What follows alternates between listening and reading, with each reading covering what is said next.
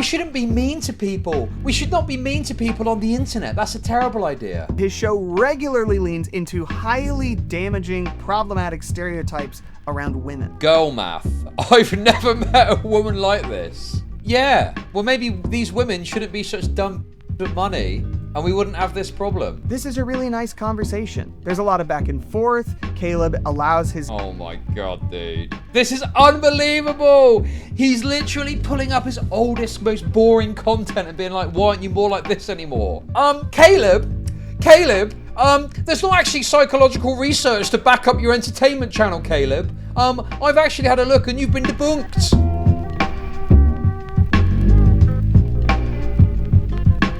Basically was accused of being a bit gay and trying to get some person to do OnlyFans, because basically he does financial advice.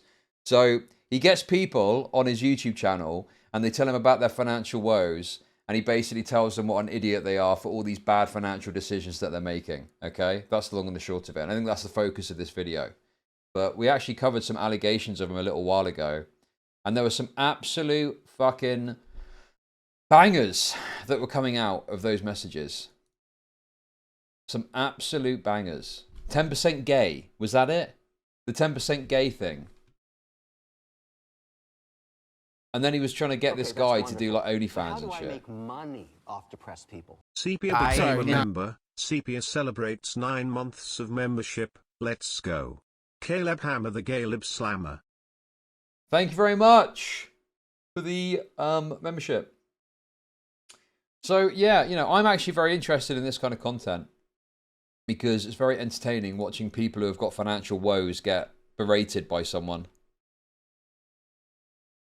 But yeah, I mean, clearly he's farming this, isn't he? How do I make money off depressed people? In the UK, it seems like people get unlimited chances.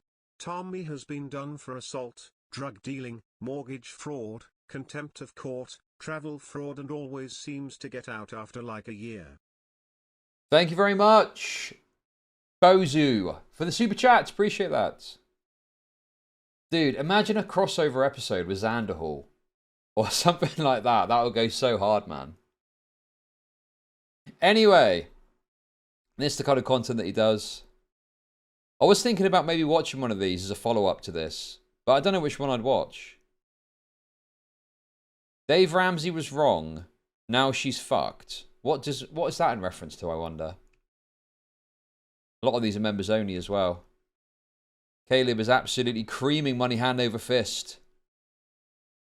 Imbecile knocked her up, now she's fucked. Okay, maybe we'll watch that one. We'll see. We'll see how we get on. But anyway, I am very much in a buying house stage of my life. Finance is of great interest to me. I actually got offered a credit card earlier, which looked pretty good, but I had to not apply for it because I'm hopefully going to be applying for a mortgage in the next couple of months. So I am very into the financial stuff at the moment. So I thought it'd be fun because this apparently goes into, you know, why he's a bad financial advice guy or something. But anyway, without any further ado, this is the hit piece in question. So we've got some sort of smug guy. What videos does he do? Why the NAB? Oh, some sort of app, I guess. Okay. Anyway, let's get into it. No rate review, I'm afraid. Not this time. What? It would be cutting joke. That's insane! You're beyond lost? You need a therapist and a mother that loves you. We need to talk about Caleb Hammer, because his videos exemplify a way of thinking about money and ourselves that we have normalized for some reason, and we desperately need to change. If you're unfamiliar with Caleb, he hosts a show called Financial Audit. After 2 years on YouTube, it has over 2 million subscribers, and his business brings... Is this going to be one of those things where it's like, Caleb Hammer is obviously doing a financial themed entertainment show, and the whole point of it is for all of us to just gawk a little bit, all the idiots that are bad with their money. And he's going to be like, well, you see, he's not actually giving the absolute best financial advice. And, you know, it's actually not very good to be mean to people that are bad with money. We should be nice to them. Why? Fuck these people, they're idiots, and it's funny to laugh at them. Brings in 6 figures a month. Especially on YouTube, that amount of success in that short of a time, pretty impressive. The basic format of the show is Caleb sitting down with 1 or 2 people to look at their bank balances, their debts, and specifically their day-to-day spending in their bank statements. They try to talk about why they made these decisions, Caleb offers advice, he tries to make them a budget, and generally gives them an assessment of how they're doing financially. It's a kind of spiritual successor to The Ramsey Show, where you've got people bringing their real-life financial issues and someone giving them... Oh, is that Dave Ramsey? So presumably the person listed the Dave Ramsey advice or something? Tough love, no-nonsense advice. But there's this kind of narrative around Caleb's show that while it might have started that way, it has since morphed into something much more mean-spirited and much closer to reality TV entertainment.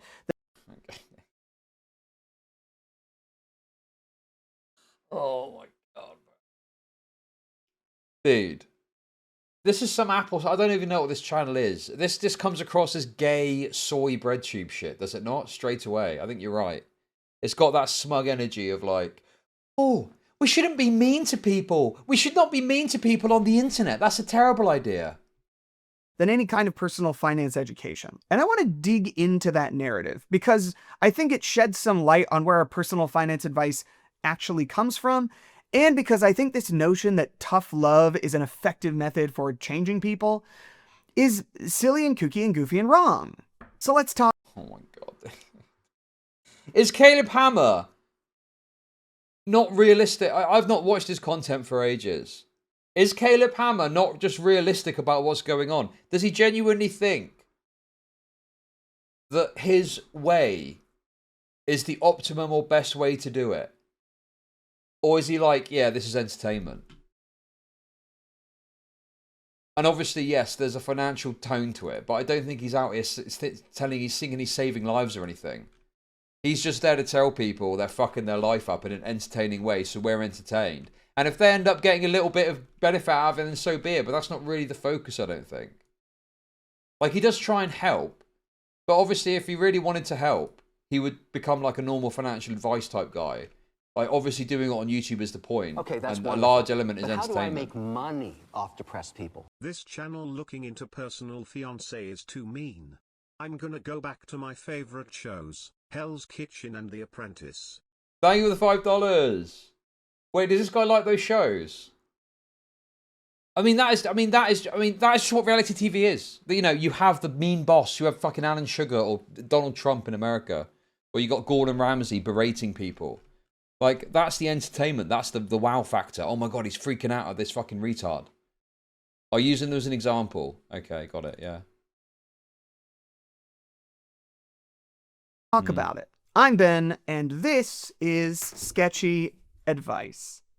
We're just going to leave that one in. First off, a couple disclaimers up front, because I really want this to be a good faith discussion of the issues I see in Caleb's content. First, I work for YNAB. We make an app that is designed to help you with your money, and Caleb's business also makes an app designed to help you with your money. So we are technically competitors. I am not making this video because I am trying to win back people from Caleb's app or because I'm trying to scare you away from downloading his app. Personally, I would hope that the reason you would choose YNAB over Caleb's app is because you genuinely think YNAB is the better tool for spending, saving, and living joyfully. Not because I tricked you into not downloading a... Do you think he's jealous? Do you think he's jealous of the fact that Caleb is making hand over fist and he's got some gay finance app and this guy sat there scrapping about for a couple of bucks on AdSense with his shitty videos? It must be, right? I know he said he wasn't, but what? Like, it just seems like such a key motivation to make a video like this. Taking out the competition. Well, if he wanted to take out the competition, he should, he should talk about Caleb Hammer being a gay nonce, allegedly. superior app. But I just wanted to flag that dynamic up front for the sake of transparency. Second, I am not trying to smear Caleb. I'm not trying to cancel him. If you watch his show and you keep watching it after this video, that's fine. I don't know him. I can't speak to his character or his intentions. I'm not going to comment on controversies he may or may not be involved in. Oh! Okay. Listen, that's, Fair enough. That's an easy in, isn't it? Oh, did you know that he's 10% gay? And he also had some questionable conversations about... Dude, I can't even remember what it was. Because some of the hit pieces that were made about him were so fucking dog shit. There were some messages that got leaked where I think he looked a bit dodge. But that was it, I think. If anything, I'm more using Caleb as a case study for how a lot of us think about money in our own lives. But I don't think I could make this video in good conscience without flagging up the fact that there are some trends on Caleb's channel that I personally find troubling. Throughout the course of this show's history, the way he presents his guests in his thumbnails and his titles has become increasingly degrading and, I would argue, dehumanizing. That's a great thumbnail. Also, I'm fairly certain that Caleb okays it with his guests as well. If I think that's right, isn't it? That is an absolutely insane thumbnail, though. Dumb blonde can't get her life together. But he okays them with the guest. So if the guest, it's like literally, you know, aren't you forgetting to ask someone meme? Caleb's okay with it, the guest is okay with it, but you've got a problem. Stupid. Also, I don't think the guest even needs to be okay with it.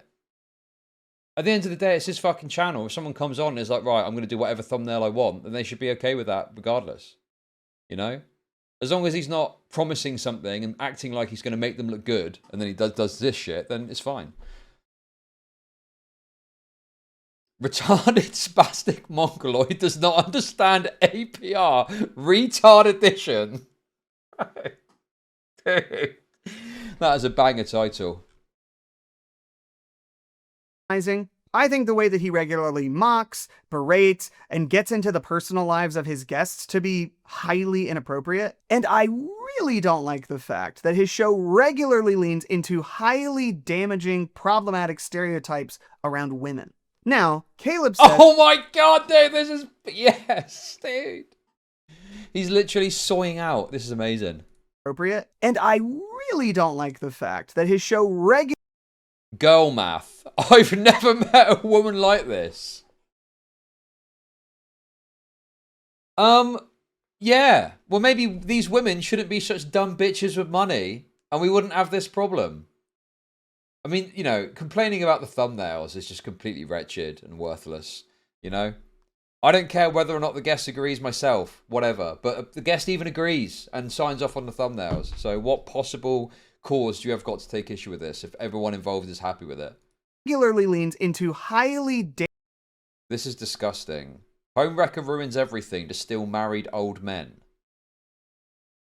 I mean, is that an accurate reflection of what's happening as well? If it is, what's the problem? How is it problematic if it's a real thing? You're just describing a real person. If you're broadening this out to all women, it sounds like a fucking you problem. Damaging, problematic stereotypes around women. Pathetic sugar baby is mad I won't date her. You know, thanks. I like these thumbnails. I think these are good. This title also goes hard. You're a little domineering, aren't you? Controlling Karen exploits cuck husband. Dude, this guy's funny. He may be a bit gay. He may have some sort of weird shit going on from those messages we saw, but it is funny. Now, Caleb says that all of his guests are made well aware of how they might be portrayed before they start filming. But they are asked permission. I probably 2 times for the thumbnail and title before they come on. They're asked permission in the green room. Then they watch the onboarding video going over the thumbnail processes. They are given literally every opportunity in the world. And that's definitely better than the alternative. But if the result is still leaning into damaging stereotypes, particularly around women, and treating your guests in a borderline abusive way, that's gross. Okay, that's wonderful. But how do I make money off depressed people? I watched your Xander Hall video. He is the perfect example of what happens when an orbiter tries burning the bridge with the channel they orbit. Thank you for the $5, Brightsea. Appreciate it. Indeed, I agree. Wonderful. And Jittery Pancakes, thank you for the super chat. Clearly this guy doesn't watch his show if he is seething at the thumbnail. Yeah, well, he does tend to be quite empathetic. Yeah, he does tend to be like quite reasonable. And then when they start bullshitting him, it's when it gets a bit more dramatic. But any argument at all, or just that's gross? Okay, sure, it's gross. I like gross content. Well, what next? What is your actual point as to why this is bad? Or is it just, it's gross? Do you have an actual argument as to what the problem with this is? And leaning into damaging stereotypes, particularly around women, and treating your guests in a borderline abusive way? That's gross. Okay, with that out of the way, let's go back to the... No argument. Just, that's gross. That's it. Oh, it's icky. Oh, I find it a bit icky. I find it... That's wonderful. I can't believe it, dude. Money off depressed people. Aydin Paladin became a Aydin, member. thank you for the membership. Aydin Paladin celebrates 15 months of membership. Curious to see if he includes anything from the post shows where Caleb and his staff just shoot the shit with the guests. Yeah, I'm not holding much hope for a fair assessment here. This guy just said it's gross and didn't make any actual argument as to the issue or harm that's being caused. Just vaguely gestured towards harmful stereotypes about women, said it's gross, and then moved on. I was like, that's that out of the way. Well, you've not even started yet. It's weird. It's weird, guys. This is so weird, isn't it? Case closed.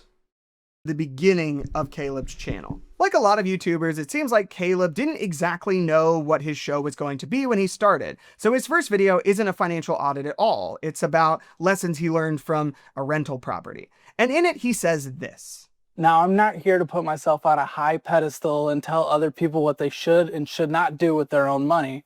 But wait, how many views does that video have?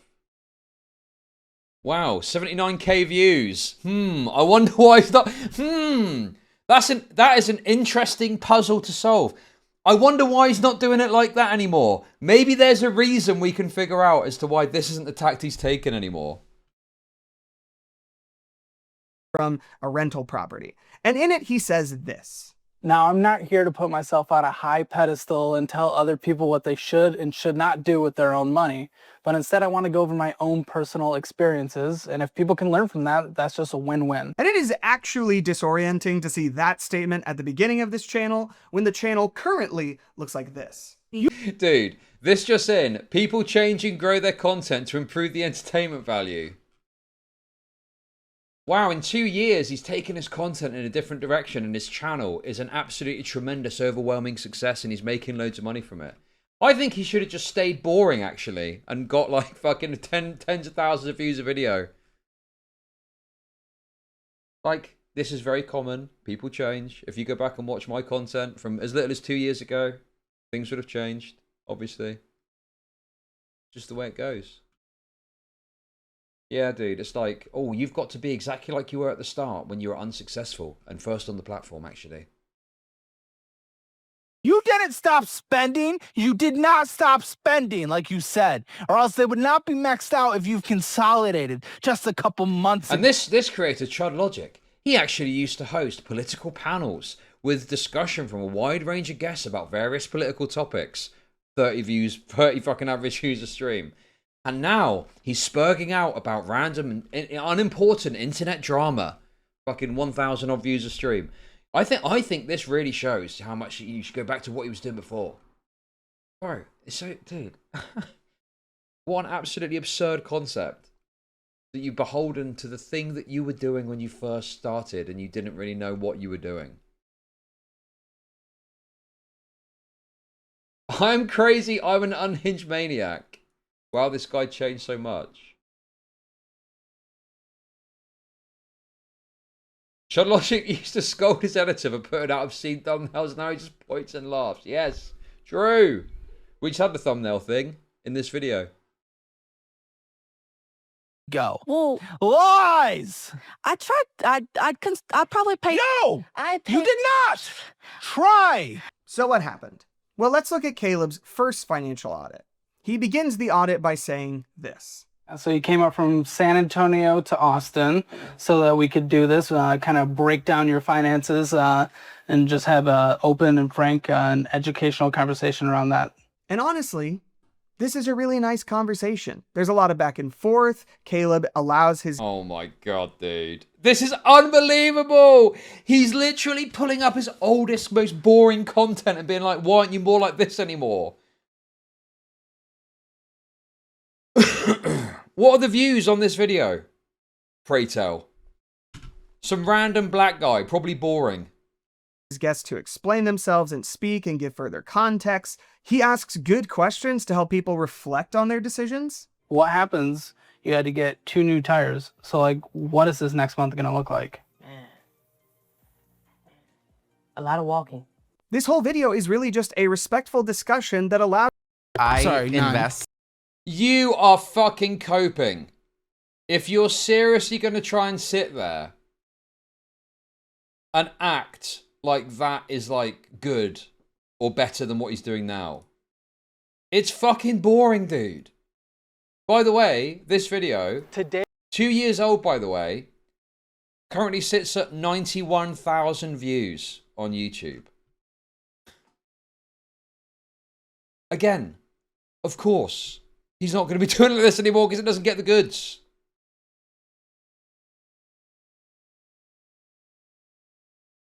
Hammer is on the Dr. Phil arc. It was like counselling at first, and then it got a little more dynamic, and that's what people want to see, is the conflict that leads to a better outcome at the end.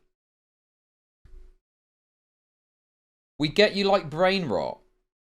Well, no. No, you absolute fucking cretin who's never going to achieve anything in their life, okay? It's not about my personal taste, right? It's about the market's taste. And clearly, the market that's on YouTube finds the new content that he's doing a lot more compelling and interesting for whatever reason, and they broadly watch it to 10 times the level of these videos here. So what do you expect someone to do given that that's the option? Either keep doing the content that gets lesser views that isn't that of interest to people, or adapt it in a way that appeals to that market and get fucking shitloads of views. Like, it's an entertainment show. The only thing I would take issue with is if Caleb Hammer was dishonest and he was acting like this is the only best way to do it. But I don't think he does. Money off depressed people. Dude is the least disingenuous good faith actor. Put them next to short fat otaku and you would find their comparable levels of good faith. Thank you for the $5, Pyro. But how do I make money? Flower Sunshine, thank you for the $5. First time catching you live. Have some money. Skeptic Film Buff, yes. Yes, exactly. Kitchen Nightmares should... Thank you very much. First time watcher. Welcome to the stream. Kitchen Nightmares should just be Gordon Ramsay calmly giving constructive criticism and having civil conversations with normal restaurant owners. Exactly. Who the fuck would want to watch that? And also, yeah, if you want bland financial advice, you can get that. Read an article about a Roth IRA if you want bland, boring financial advice. Yes, exactly. It's out there. You can just go and read an article that talks about fucking interest rates if you want to. That's not what people are watching for, right? Maybe they learn something. It's like, you know, it's like The Apprentice. Like the UK version of The Apprentice, right? Ostensibly a business show, and it's about, in this case, setting up a partnership with Alan Sugar for a business, Lord Alan Sugar for a business. But you don't watch it because you want to understand the intricacies of business.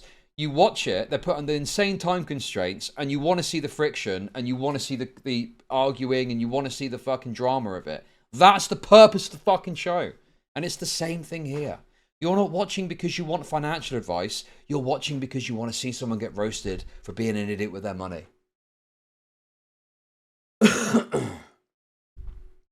Today we'll be meeting with Ty. She's a 21-year-old math tutor based out of San Antonio, Texas. She makes $20 an hour, but the thing is, she only brings in $16 a month more than she spends. In this series, we'll be going over... To be devil's advocate, he has become too reactionary. The high-pitched soy is kind of annoying. Well, yeah, I'm sure that for some people they don't like it, but that, you know... I mean, this is the problem with like a more mass market appeal, is you will make changes that some people won't go along with you for, but the hope is that you're able to appeal to a broader group of people that supersede the audience that you're losing, so it doesn't matter. You know? So you might personally not like it, and that's fine. But I think the viewership of his channel is just, like, it's obvious that he's got runaway success with the model that he's doing. And it's just one of those situations where if it really is that unpleasant, you just got to stop watching because it's obviously not for you anymore, you know? It's like there's people that used to watch my stream religiously when I was a 30 viewer Andy. I can't recall the names now. We're like 5 years down the line. But they used to watch my stream every single day. And they liked my stream because of what I was like at a 30 viewer Andy. And they don't watch now, maybe because I'm also very bigoted, perhaps, I don't know.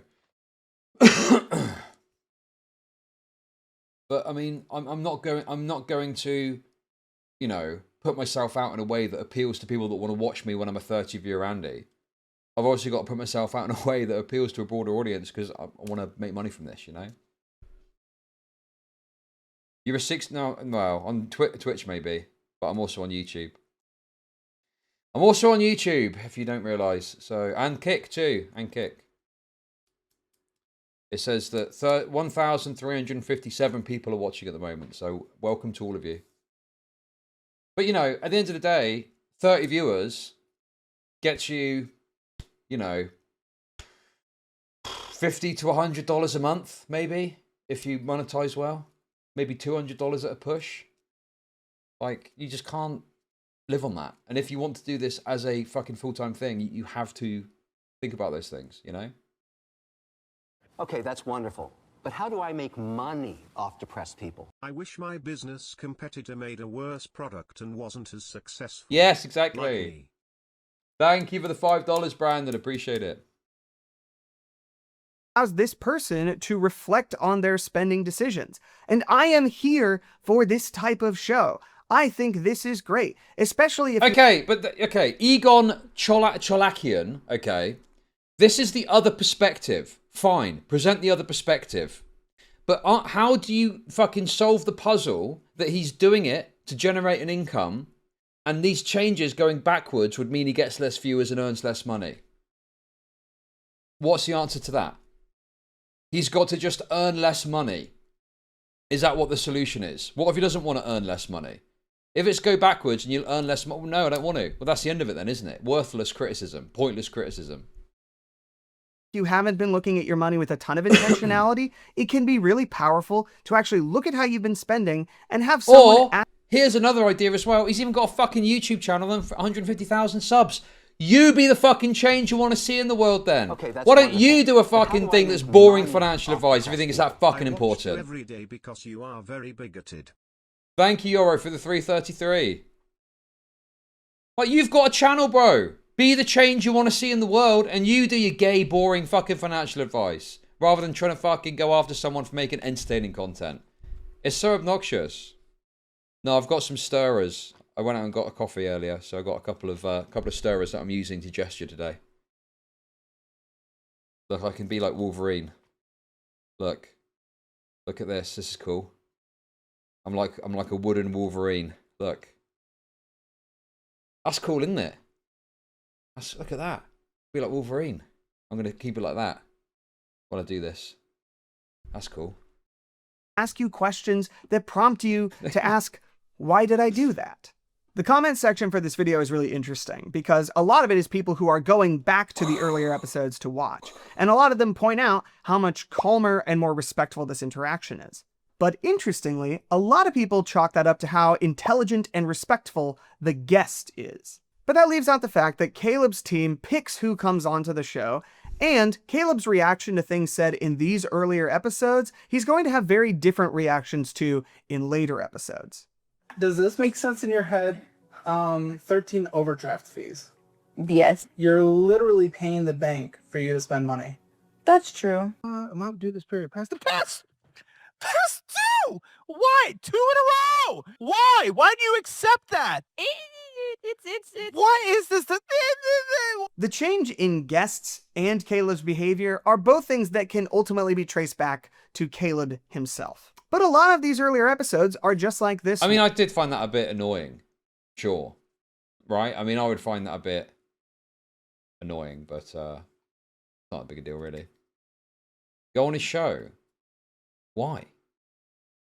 Dude, it would be the most boring episode you could imagine. I've got nothing. I've got no meaningful financial issues to really dig into. Not to brag or anything, but you know, there'd be nothing to talk about, bro. There'd be nothing to talk about. He needs people that are like spending money they don't have on stupid shit. He needs people that are splitting burritos on Klarna and shit like that. Amaranth. Well, Chud, I've looked over your finances here. Everything seems to be in order. However, there is one regular payment that seems to be going out to OnlyFans. Could you explain what that is, please? Oh, what do you mean? It's not what you think it is, guys. I'm just supporting other creators. They are frank discussions of finances with a little bit of salty. Dude, what is this $200 a month to Blacked Premium and gotclovers.com? What's going on there? Here and there. So where do we start to see a real shift? I would point to this video. It's the first one on Caleb's channel to get over 1 million views. I think this video is where we start to see the true Caleb Hammer financial audit formula emerge. This guy is a grad student studying scenic design, something that he's clearly very passionate about, but probably isn't going to get him a high-paying job in the future. He has pretty alarming amounts of debt, and at various points in this video, Caleb gets really worked up. You can see this exact same formula on display in Caleb's most successful video. Not only are the thumbnail and title literally identical, but everything in this formula gets turned up to 11. Rather than just a theater student who doesn't have a great grasp of his finances, we have a woman who is a spiritual life coach who is actually making a good amount of money, but has wound up in absolutely absurd, seemingly unnecessary amounts of debt. And Caleb, understandably, gets absolutely exact. Yes. It's funny seeing someone that should be doing better fucking their life up unnecessarily. Yes. Dude, this kind of stuff is so fucking worthless, bro. I just don't understand. It's jealousy. It's got to be jealousy or wanting to put out a video on a competitor. This is one of those situations where it's like, he's not actually causing any harm, as far as I can tell, except to the fucking gay people he's trying to convince to suck cock on OnlyFans. Like, he's not really causing any harm. He's not causing any problems. He's just making his entertaining content. So what is the purpose of criticizing this then? Especially if you're not accounting for the fact that he's obviously doing this, in my perspective, because it's more financially beneficial to do so. If you can't bridge that gap, what is the purpose of this? What is the point? Oh, he makes content that's very like reality TV. We just don't watch it then. Aspirated throughout this episode. All of that together leads to this really interesting moment. Are you in a place where you should be giving that kind of advice to people if you can't even stop yourself from something as basic as spending? Well, I don't give people financial advice. I know, not financial advice, but life advice. If you can't even take control of your own misbehavior, should you be giving advice to other people? Is that a valid question? Sure. But it also underscores one of the resonating themes throughout this show. One of the core tenets of financial audit seems to be that the reason people make bad financial decisions is because they are dumb, childish, or just bad people. And correct. Yes. Yes. What other reason is there? I mean, I'm not sure if the evil thing is a bit dumb. And I don't even know why he was calling those people evil. Maybe, I don't know. But yes, you're dumb. If you make bad, you're dumb. It could be through lack of education. It could be through burying your head in your sand or some other issue. But you are dumb, yes, if you make poor financial decisions. Is that a controversial concept to this guy? Yeah, you're stupid. Like, you could be uneducated and stupid. You're not like a bad person necessarily for being that, but you are dumb, yeah. Poor impulse control, yeah, whatever it is. When I was younger and I got into debt, I was dumb. I totally accept that, and I think most people would. Dude, people will need the Klarna burrito. What are you going to do? Caleb might not agree with that characterization, but the guy was literally evil. How so? What made him evil? What was it? Most homeless people are homeless because they're stupid or unpleasant. Or, you know. Evil. He uses taking money from family. Usually you're not thinking of the children's future. Oh, so he's a family man. He's taking money out of his kids' pockets for himself. Is that right? Spending crazy money behind his wife's back. I mean, evil's, you know, that you know, I don't like the word evil, but yeah, I can understand why he's getting referred to as that if that's the case. He would berate and laugh at his partner crying because she spends all of their money. Right. Also, it's like a thumbnail, dude. Yeah, dude, okay. Another problem I got with this video is the flashing up of the thumbnail, and we're judging a hour-and-a-half video purely on the basis of what the thumbnail looks like. Well, what actually happened in the fucking thing? You're literally judging a book by its cover. Surely you want to have a little poke about and see what's going on. But no, he's just throwing it up and going, oh, look, this is bad, isn't it? Look at these thumbnails.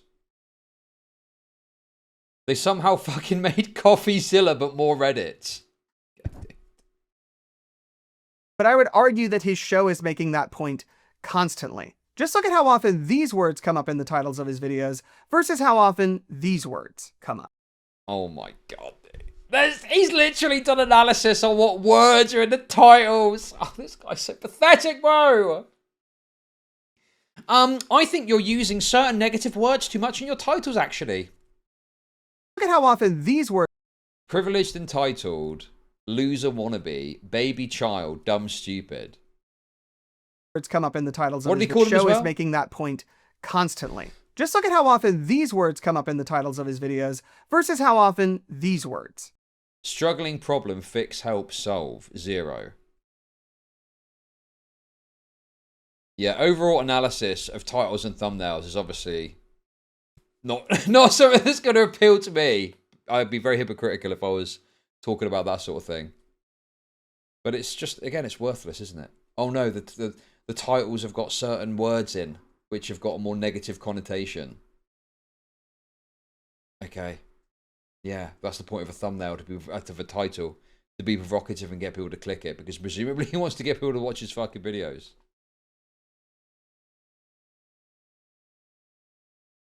This is the type of creator that would, well, I don't know if we'll do a segment out of this. We've got loads of like backlog content to get up at the moment. But if we do, I think we should call him an F-slur on the thumbnail. That's probably necessary. How many videos has this guy made about Palestine? That's a good point, actually. People in Palestine are dying and he's busy complaining about Caleb Hammer. Where's your Palestine video, you fucking queer? Come up. And you can see this mentality reflected back to Caleb in his comment sections. Whether or not he mentality reflected back to... Oh, now the audience are being too mean. You can't make this up, bro. Oh, his audience is a bit mean here, aren't they? A bit mean-spirited. Oh my god, he's literally gone into the comments. The lights are on, the front door is open, the water is running, but no one's home. Right. So, why should I give 2 fucks? Or Eric Benson 1624, who's got a very crude drawing of a Flavor Town meme as his profile picture. Why should I give 2 fucks about what this guy's saying about anything? It's not even that mean, really, is it? It's just like a fucking, you know, it's not more like banter. To Caleb in his comment sections. Whether or not he She gives off the louder I am, the more right I am energy.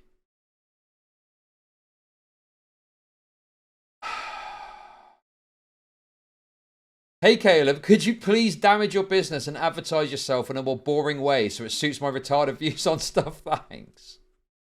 This is like nothing. This is like a nothing comment. What even is there to say about this? It's like the most bland. It's not even anything to like. You're shown something that's like being presented with a glass of, you know, lukewarm water in front of you, and you're supposed to have like some sort of strong reaction to it. Well, it's a glass of lukewarm water. What do you want me to say about it? Yeah, it's not really that interesting or compelling or anything. It's just there. What am I even supposed to take from this? Thank you for the raid. Did Raoul Kittenhouse raid? Thank you. Thank you for that. Yeah, like I say, just really worthless, pointless criticism that just seems to be moral frogging and scolding the exact things that clearly are making him have a successful channel. Intends this message, it is what a lot of his... He has potential. She is determined to continue a selfish, irresponsible trajectory. The other problem with this for me is I've always been of the belief that, you know, people have got the right to be shitters if they want. Like, whatever. Let them fucking speak up if they want. Like, let them say whatever shit. Like, it's just like, yeah, who cares? Who cares if people were saying fucking mildly acerbic stuff in the comments of a Caleb Hammer video? Like, yeah, surely there's better comments than this. Where's the actual comments that are actually cruel and mean? There's got to be better ones than this. He has potential. She's determined to continue a selfish, irresponsible trajectory. And I'm supposed to be, like, aghast at that, I guess. I'm supposed to, oh my God, I can't believe someone would leave such a gross comment. His audience is hearing. It seems like in the beginning, Caleb is kind of resistant to this idea. In this video, he leaves a pinned comment kind of in response to people who are dunking on this guy, saying, hey, listen, I've actually gotten to know him. He's kind of a cool guy. I've gotten to know Alex since the recording, and he's genuinely a good dude. It's easy in our culture to get sucked into student loan debt and end of school so they don't teach about the consequences. I really think he's going to do what's necessary and turn this financial situation around. Yeah, I'm not surprised this mentality got squashed out of him. I used to be a really nice guy back in the day. I still am a nice guy, really. But, you know, it's a lot easier to have this sort of like personalized toucher mentality when you're a smaller channel. And also, I don't even know if this is necessarily a response to the comments. It could just be that this used to be what you did. You know, the reality is, having these sort of like custom comments, particularly if it involves getting to know the guests that you've had on, is not particularly scalable. Like, I don't think that you could do this long term. Like, what, you're not going to get to know individually every person that comes on, are you? Like, yeah, you probably do have a more personalized, direct thing that you're doing early days. But as time goes on, you're probably going to lose a bit of this, yeah. I don't know, bro. Obviously, you know, again, if it's getting the views, what does it matter? The only thing this guy can really do is point out some actual harm that Caleb Hammer's doing, and I'm not seeing it. It's just fucking moral frogging about gay, queer shit. But in later videos, the pinned comments or the descriptions look more like this. It's leaning into the judgment, not pushing back against it. This is gross. We fully dive into her personal life and I find out exactly how many people she cheated with. Wait, hang on a second. So the first comment, admittedly, yeah, he's probably moved away from that. Fine, you could say that. But in the first comment, he's clearly dealing with someone that he's got to know and he's got some sort of respect for. This comment is talking about someone cheating. So maybe he's got a different moral assessment of this individual. And look, don't get me wrong, he's obviously doing this to, you know, promote more content and push whatever this video is. But, like, clearly he thinks this person is a piece of shit. Like, what's he supposed to say, dude? Bloodroot Bane, stop trying to one-guy me. I know that you're just a troll. It's not going to work. Okay? I mean, is it a bit cringe or something, maybe? Yeah, but I didn't... Okay. He leans more into the drama now, I guess. Okay, sure. Maybe you don't like that. Fine. We'll stop watching his fucking channel then. What is the actual criticism of the harm that he's causing? And how can he go back to what you think is the best way of doing it without fundamentally fucking up his revenue?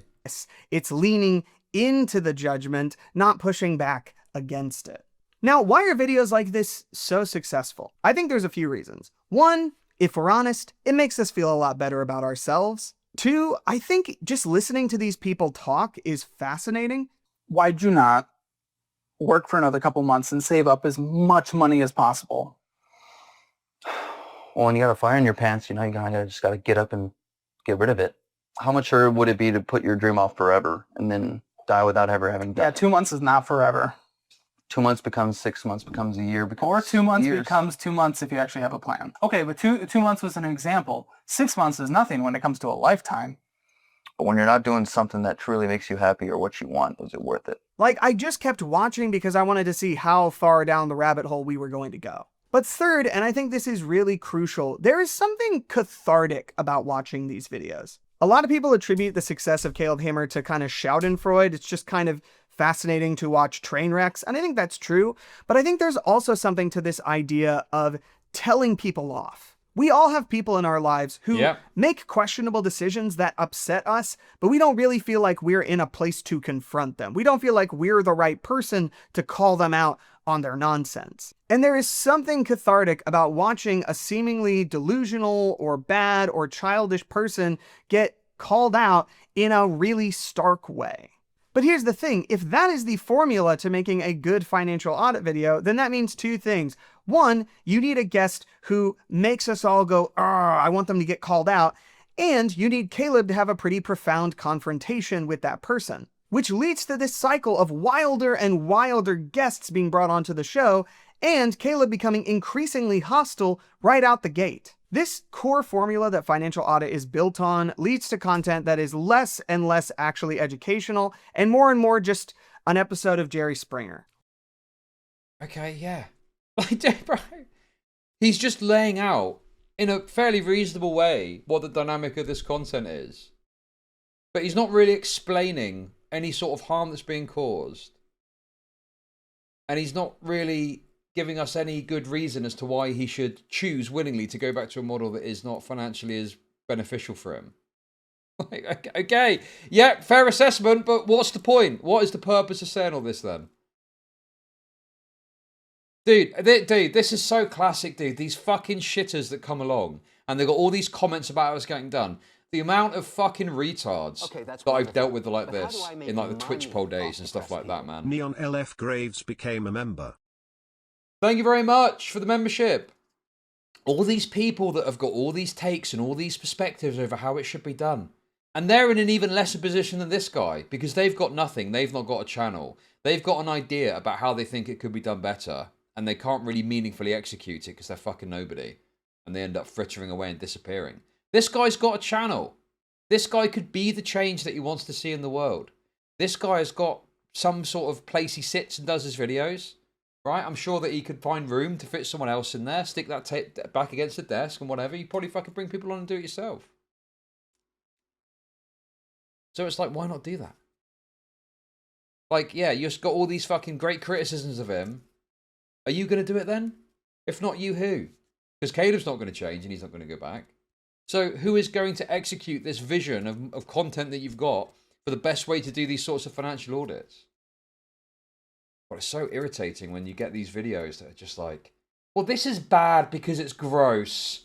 And it's like Jerry Springer and it's like reality TV and I don't like that. Okay, well, he's not going to change. So what's your point? But, okay, as I've said earlier, if Caleb is lying, if Caleb is saying that he's doing legitimate financial stuff and, you know, there's no, there's no dramatized element of it or whatever, then yeah, I'd agree. He should be more honest with his audience. But is he even doing that? No, the gay stuff is funny, but, well, that came out ages ago. Yes, goes back to the you are too mean. Yeah, you're being too mean. Can it be the advice is genuinely shitty? He's doing the same boilerplate, no-brain advice. The interesting thing would be more engaging where the retard shows some progress. Yeah, I don't know, dude. It's worthless. Very worthless criticism. Why does Caleb stick to that formula then? Again, I'm not Caleb. But one reason you could imagine is because this video got 90,000 views and this video got a whole lot. Oh, here we go. Here we go. On YouTube, the success. Here we go. Okay, so he is talking about the algorithms. Fair enough. Okay, okay. Maybe he's going to make some of these points. Yes, exactly. If the audience wants to blow off steam and their way of doing it is to watch a financial audit slop where the host yells at some poor gay retard loser, what's the problem exactly? Maybe now he's going to bring up some of these thoughts that I've been having. The success of your videos largely depends on two things. How many people click on the thumbnail when they see it, and how long they watch the video once they've clicked. And Caleb's grotesque thumbnails and titles paired with this odd combination of like the train wreck effect and catharsis lead to videos that are highly clickable, and keep people Yes. watching. And I think this is Yeah. something that we all need to increasingly think about when we go to the internet looking for advice. We are not getting advice from people in a vacuum. There is an ecosystem of content creation that is pressuring creators. Okay. Are people watching Caleb Hammer videos for financial advice? I don't think people are out there going, oh, I need to figure out my fucking, you know, my investment account. Let me go watch Caleb Hammer berate some retard for 2 hours. People are not going to Caleb Hammer for fucking financial advice, dude. Right? If they're smart, they're doing it offline with some sort of local financial advisor. Or they're reading articles. Or they're watching some, you know, po-faced financial YouTuber lay it out plainly in a simplistic fashion. It's not a no. I don't think for a long time, as far as I understand it, it's been a financial advice thing. He sells a financial course.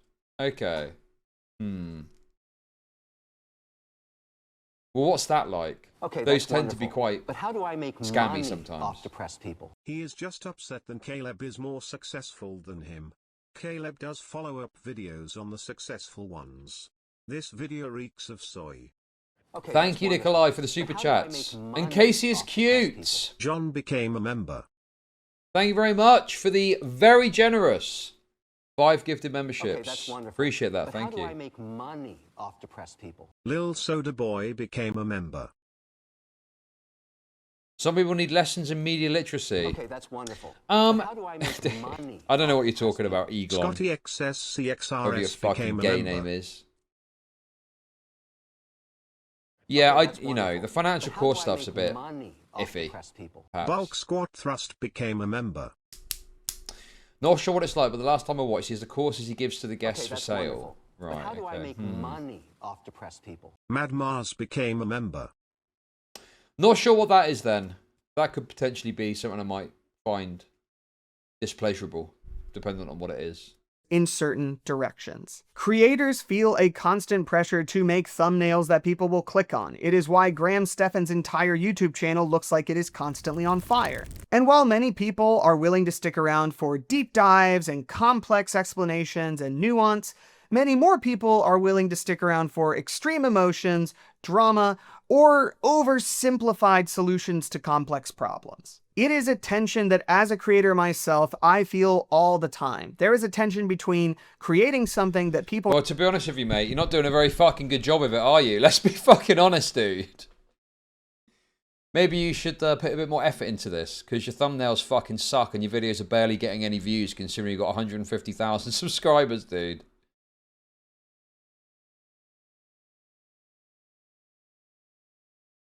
Maybe you should, maybe actually Caleb should make it a video about your channel and giving you some advice. Jesus Christ, dude. I mean, what is this one? Who is this? Who even is this guy? Coffee's not the problem. Very.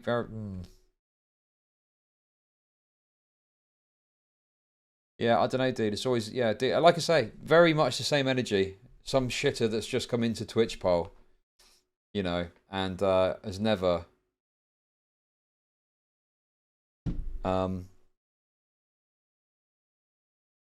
never even done a stream, or never even like meaningfully like made content.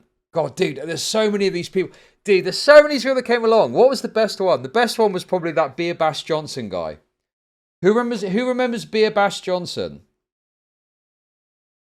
Beer Bash Johnson was probably my favorite one of all. Where he tried to speak, and this is when Dylan Burns was actually running a successful stream when he got more than a fucking 200 viewers. When he was doing like the panel shows, he was getting 900 plus viewers and whatever. And Beer Bash Johnson, this fucking drunken slob, went onto his stream to try and tell him how to run panel shows. And it's like, okay, dude, like who the fuck are you? Why are you trying to tell someone how to run a panel show when you've never even done it before? And he was just sat there, and he had this like, what was it? It was like a bottle of whiskey or something. He had this massive bottle of non-specified alcohol, and he just kept swigging out of it. That was a very funny segment, if I do say so myself. But yeah, lots of people like that come along, you know? Notice how right after the Caleb video, they upload a video telling you how to get started with your own application. Interesting. I mean, this is the most viewed video that he's got in a little while, isn't it? It's outpacing pretty much all of his other videos. Except for this one from a month ago. Everything else is under. Interesting. Anyway. Are going to want to click on, and creating something that will provide real, tangible, lasting value to people. I think it's crucial to remember that a lot of the stuff we see on YouTube or Instagram or TikTok or wherever is optimized to be consumed, not necessarily optimized to be implemented or effective. But that's all mostly a sidebar. The thing I really want to focus on here is the way people defend Caleb's channel. There's this idea that yes, Caleb is maybe too mean, yes, his guests are kind of wild, but ultimately, what he's doing is a service. And you can hear an articulation of this back in that 1 million view video. You need to see how dire the situation is. I'm going hard because you have just been living life like this doesn't matter, and you need to be awoken to the disaster you've gotten yourself in. There's this narrative that what Caleb is doing is ultimately redemptive. It's kind of a necessary evil. No.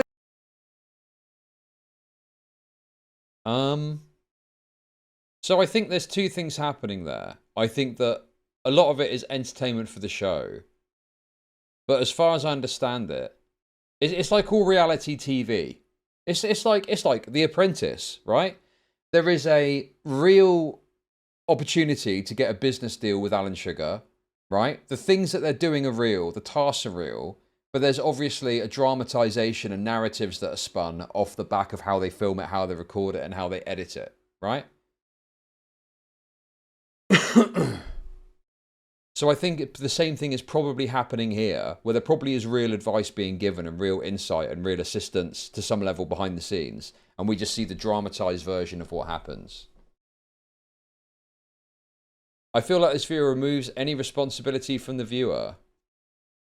Well, yeah, of course. It's never about the viewer. The habits and interests of the viewer are never analysed in these kinds of videos. It's always just, it's like you've got the creators, the platform, and then the third, you know, the trifecta, which would be the audience, but that never gets fucking discussed or mentioned. They're just, you know, an amorphous blob of nobody, apparently, when they are actually people that are all collectively making decisions about what content to watch that play a big influence in how this all plays out. But they just get completely fucking ignored when discussing this, and it's just the platforms and the influencers that matter. It's not the nicest thing in the world, but it's the only thing that's going to actually get through to people. When Caleb talks about the origin of his show, he says this a lot. I'm too harsh on the guest? Yeah. I have the conversation in the way that I wish someone had with me a decade ago. The core justification for the way Caleb operates his show is that people need harsh truth. Okay. I feel a bit like we're taking a snippet of a podcast at one time. Okay? But like, if that is his overarching perspective, that's obviously cope. The reality is he does it because it's more entertaining that way. But then I'm listening to like a very clipped portion of a podcast, and it could be that there's other times where he's more upfront about it, and he recognizes that he's doing it for dramatic effect. So it's difficult for me to just go off like one clip. Does anyone watch his content regularly? Is he upfront about it or not? And tough love. And first off, just to state the obvious, just because you say something harshly doesn't mean it's true. A lot of people, when they say tough love, what they're really saying is, I'm justified to say this in a harsh or demeaning way, or to do something that is harsh, because that's the only way to get through to this person. This notion that what people really need is tough love and harsh truth is deeply embedded in our culture for some reason, which is wild, because there is basically no psychological research that tough love is an effective method at all.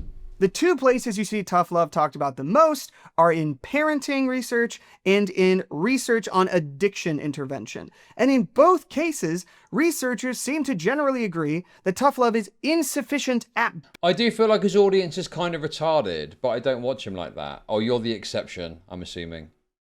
I mean, most people's audiences are retarded, right? I mean, I don't know, dude. Yeah, there's a lot of people that probably are watching it, and maybe they think they're getting something out of it that they're probably not. But yeah, obviously it's. What did you say? Typically needed in our culture for some reason, which is wild because there is basically no psychological research that tough love is an effective method at all. Oh my god, dude.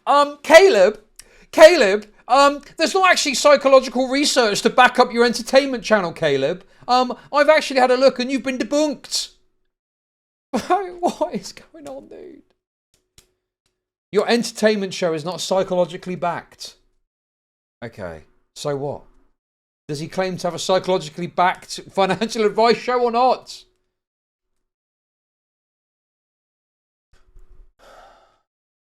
The two places you see tough love talked about the most are in parenting research and in research on addiction intervention. And in both cases, researchers seem to generally agree that tough love is insufficient at best and radically harmful at worst. Watch these guests in these shows. Okay.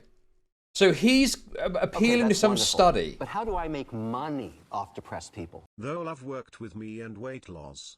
20 kilograms down since February and counting. Congratulations. Thank you for the super chat, Neon Graves. Appreciate it. So he's saying that it's harmful in the context of like parenting, for example, right? And I'm sure there's studies that show that certain tough love is harmful. Like, you know, you need some element of like a balanced parenting perspective, right? So whatever. But he's saying that, and then he's talking about Caleb's entertainment content. So he's like trying to make this link between this study and talking about it being harmful, and then implying that there's some harm therefore coming from his content. Well, he's not like a parent, is he? And he's not dealing with an addict necessarily. He's not doing addiction counselling. So why even bring up a fucking study about what it says in these other areas? Because, yes, sure, he could be overplaying his need to do tough love. Okay. And obviously, Caleb could be, you know, being misrepresented there. But there's not really a connection there. He's doing tough love for an entertainment show. I don't think that's really comparable to whatever studies being done on fucking parenting or addiction counselling, or addiction in general. He doesn't outright yank the curtain down, revealing behind the scenes, but he asks the guest almost at every episode if they understand and agree with trumped up titles and thumbnails. Right, okay. Shows, a lot of them go into what clearly seems like a fight or flight response. No. No. You don't understand what's happening here. You do not understand what's happening here. You're saying, I know what he's saying more than you do, I think, because you're saying about, I know he's not saying that Caleb's about study, but what he's doing is he's saying Caleb thinks that tough love is the only way to do this. Well, I've got some studies here, and they show that tough love is harmful. So the implication that's left to be picked up is that Caleb is engaging in some sort of harmful behavior because he's not adhering to these studies, which are about another topic and unrelated to what Caleb is doing. Right? He's creating a fake correlation when the data isn't even close to the same. Yes. And the conditions aren't the same. Exactly. So he's alluding to some sort of academia in order to soft imply that Caleb is causing some harm by taking this tough love approach, when there's nothing at all that he's got to back this idea up. Because what fucking study have you got to show that on a financial audit show, if it's tough love, you're causing harm? Okay, that's wonderful. But how do I make money off depressed people? TBH, it's just slop with a different taste, like financial drama instead of internet shitter drama. Thank you for the super chat, Nikolai. Appreciate it.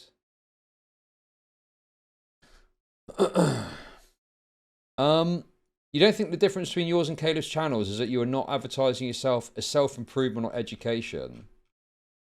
But is Caleb doing that? Is that what Caleb does? If he's doing that, and I would, as I always tend to do, say that's bad and he shouldn't do that. Where? Where does he do that? And one thing we know about fight or flight is that you really can't learn anything in that mode. Usually what you're trying to do is alleviate the danger as quickly as possible. Psychological research into what's called authoritarian parenting, which tends to use this kind of... And now he's just broadly referencing some fucking study. What qualifications has this guy got to look at, analyze, assess, and present the information about this study to us exactly? And if he doesn't have that, what basis has he got to do this? Does he even provide a link to the study? So this guy is banging on about some fucking study, and he doesn't even provide a link to it for us to look at it, or for the audience to look at and assess themselves. What?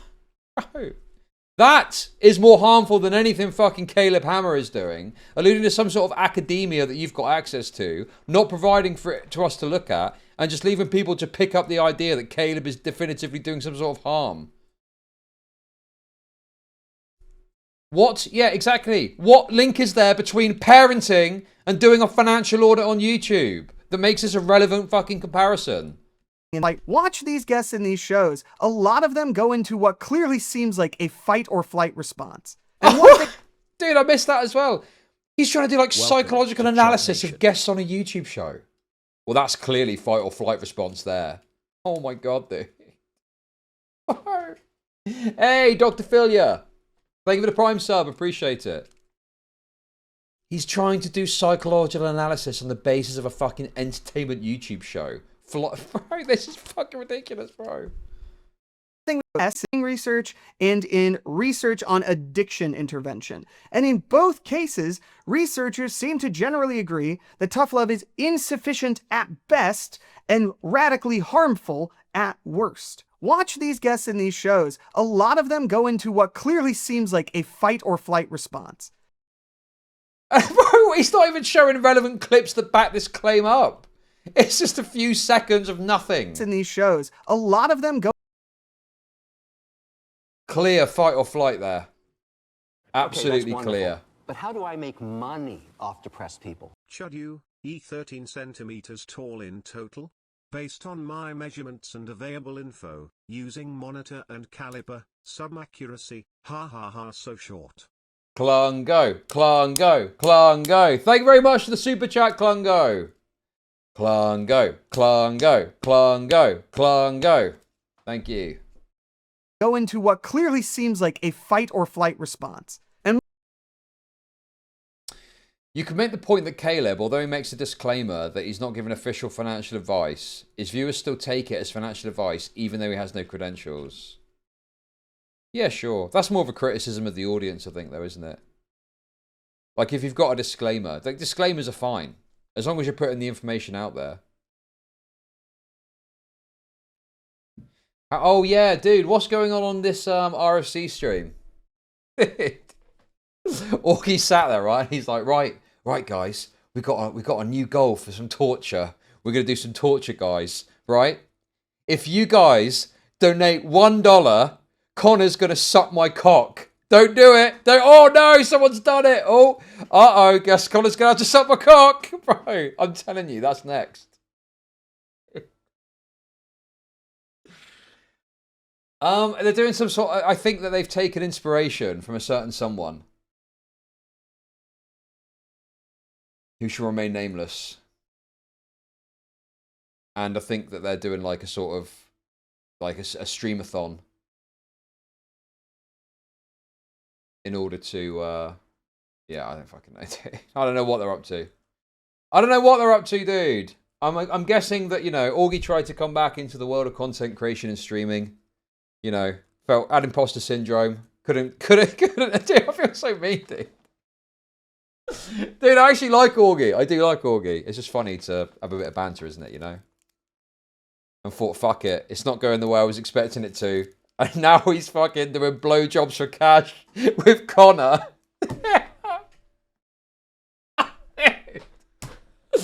Oh my god! They're raising money for Connor's transition. He's going to Bo Blacks out before we know it. Yeah, I mean, dude, I've never liked the stunts for cash stream model. I've always found it a bit shameful myself. So, you know, there we go. It is what it is, I guess. The glory days of RFC seem to have come to an end, unfortunately. Well, I mean, you know, the thing is like, I think Augie took a massive break coming back after taking such a long break, so much has changed. The kind of like board is shifted, and it probably, I mean, if I took a break for a year, I probably just wouldn't come back. I don't think I'd find it very difficult to get back into the swing of it, you know? Like, imagine if you worked in an office and you took a year off and came back. Everything would be different. Everything would have changed. And it would be very unnerving trying to get to grips with it again.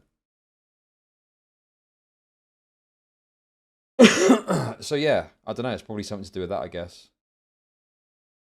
You know? Yeah, exactly. You lose pace. I feel weird taking a week off, let alone a year. That's far too charitable. Yes, Stylo. Oh, God, Stylo, you're so annoying, dude. Yes, Stylo, you're an old commentary head that's unhappy with the current state of things. I understand. I get it, okay? But I like Augie. I don't want to be too mean. I'm just saying it how I see it, you know?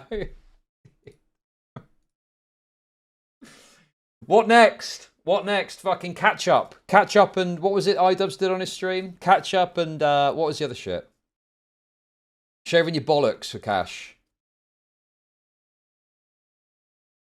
Shaving your bollocks for cash. One thing we know about fight or flight is that you really can't learn anything in that mode. Usually what you're trying to do is alleviate the danger as quickly as possible. Psychological research into what's called authoritarian parenting, which tends to use this kind of tough love, harsh truth approach, show that those kids raised that way do tend to behave better, but they also tend to be much worse at emotional regulation and making their own decisions. Two crucially important... Wait, what is this? This kind of tough love, harsh truth approach show that those kids raised that way do tend to behave better. Why the fuck is this queer talking about authoritarian parenting in the context of an entertainment financial show? What is the point of this? How is this relevant information in the context of a financial entertainment show that involves adults?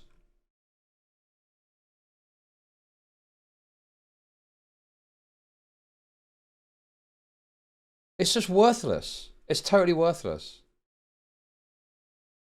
One mode of communication with established strict rules that a child is... Also, the other problem with this analysis too... is that this is like a one-off instance. This is a one-off instance of, you know, them going on the show. I'm guessing a problem with the parenting thing is there's a continuous interaction which also influences how this plays out. Yeah, this is like completely worthless. But they also tend to be much worse at emotional regulation and making their own decisions. Two crucially important skills when it comes to managing your money. I'm not a sociologist, so I can't speak definitively to where this idea that tough love is like the way comes from, but I suspect there are two key sources: movies and our own personal experience. We see these kind of tough love moments in movies all the time, where like a mentor just kind of says the harsh truth to the protagonist, or an insufferable character finally has someone call them out on their BS. And those moments in movies feel really good. You're like, yeah, you tell him. But it's pretty obvious why movies do that. It's a lot easier to film that scene than to show a character gradually changing their mindset and behavior over time until something substantial emerges. And that gradual change wouldn't be that entertaining. Oh, here's his courses. Okay, let's have a look. What do we think about this?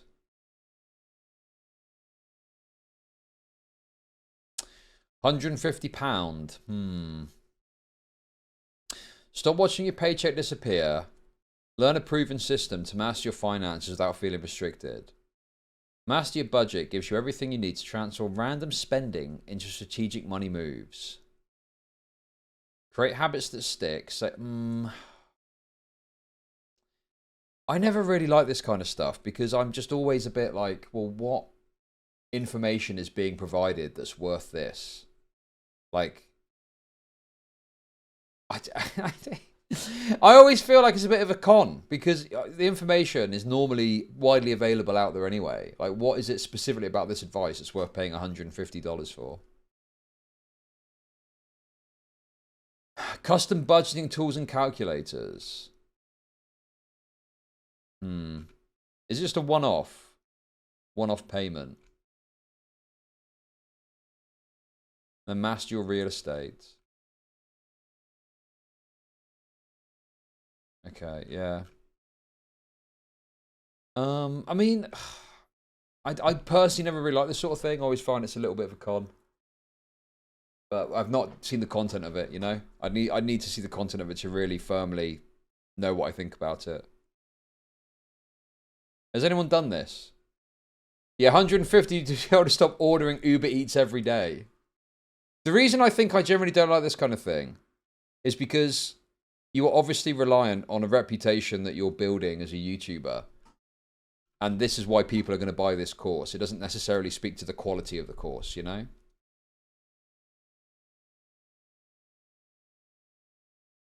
Wait, what's this? Buy with Shop Pay. What is Shop Pay? Wait, is this like Klarna? Can you Klarna this? Master your real estate. What is Shop Pay? It's not splitting it, is it? I don't think it is. Okay, don't worry. I don't think it is. I don't think it is. Or is it? It doesn't give me the option to split the cost. Is it actually paying in installments? Shop Pay. Oh, no, hang on. Wait. It's a checkout payment method developed by Shopify. Oh, no. Don't worry, guys. It isn't necessarily. Don't get excited. Guys, it's not a Klarna type thing. It's just a checkout option. It's like another version of PayPal, more or less. Or it's like you put your payment details in and you could do one-click checkout. Well, I think you could probably do installments on it, but I don't know if he's got it switched on or not, okay? I mean, I doubt very much that he's got that switched on. That would be extremely hypocritical. If he had fucking like Klarna-esque payments on his fucking financial advice course, where presumably one of his bits of advice would be, don't do super Klarna shit on stuff. Okay. So I'm assuming he's not got it on. Okay. You can do installments. What, on Caleb Hammer's website? It's something that you'd have to switch on, I would have thought. And it wasn't giving me the option to split it when I clicked the checkout button. To watch versus someone having a gotcha moment. And two, again, it's cathartic. It feels good. Just because it makes for good TV doesn't mean it's effective in real life. In half of these movies, that person just winds up getting punched in the face.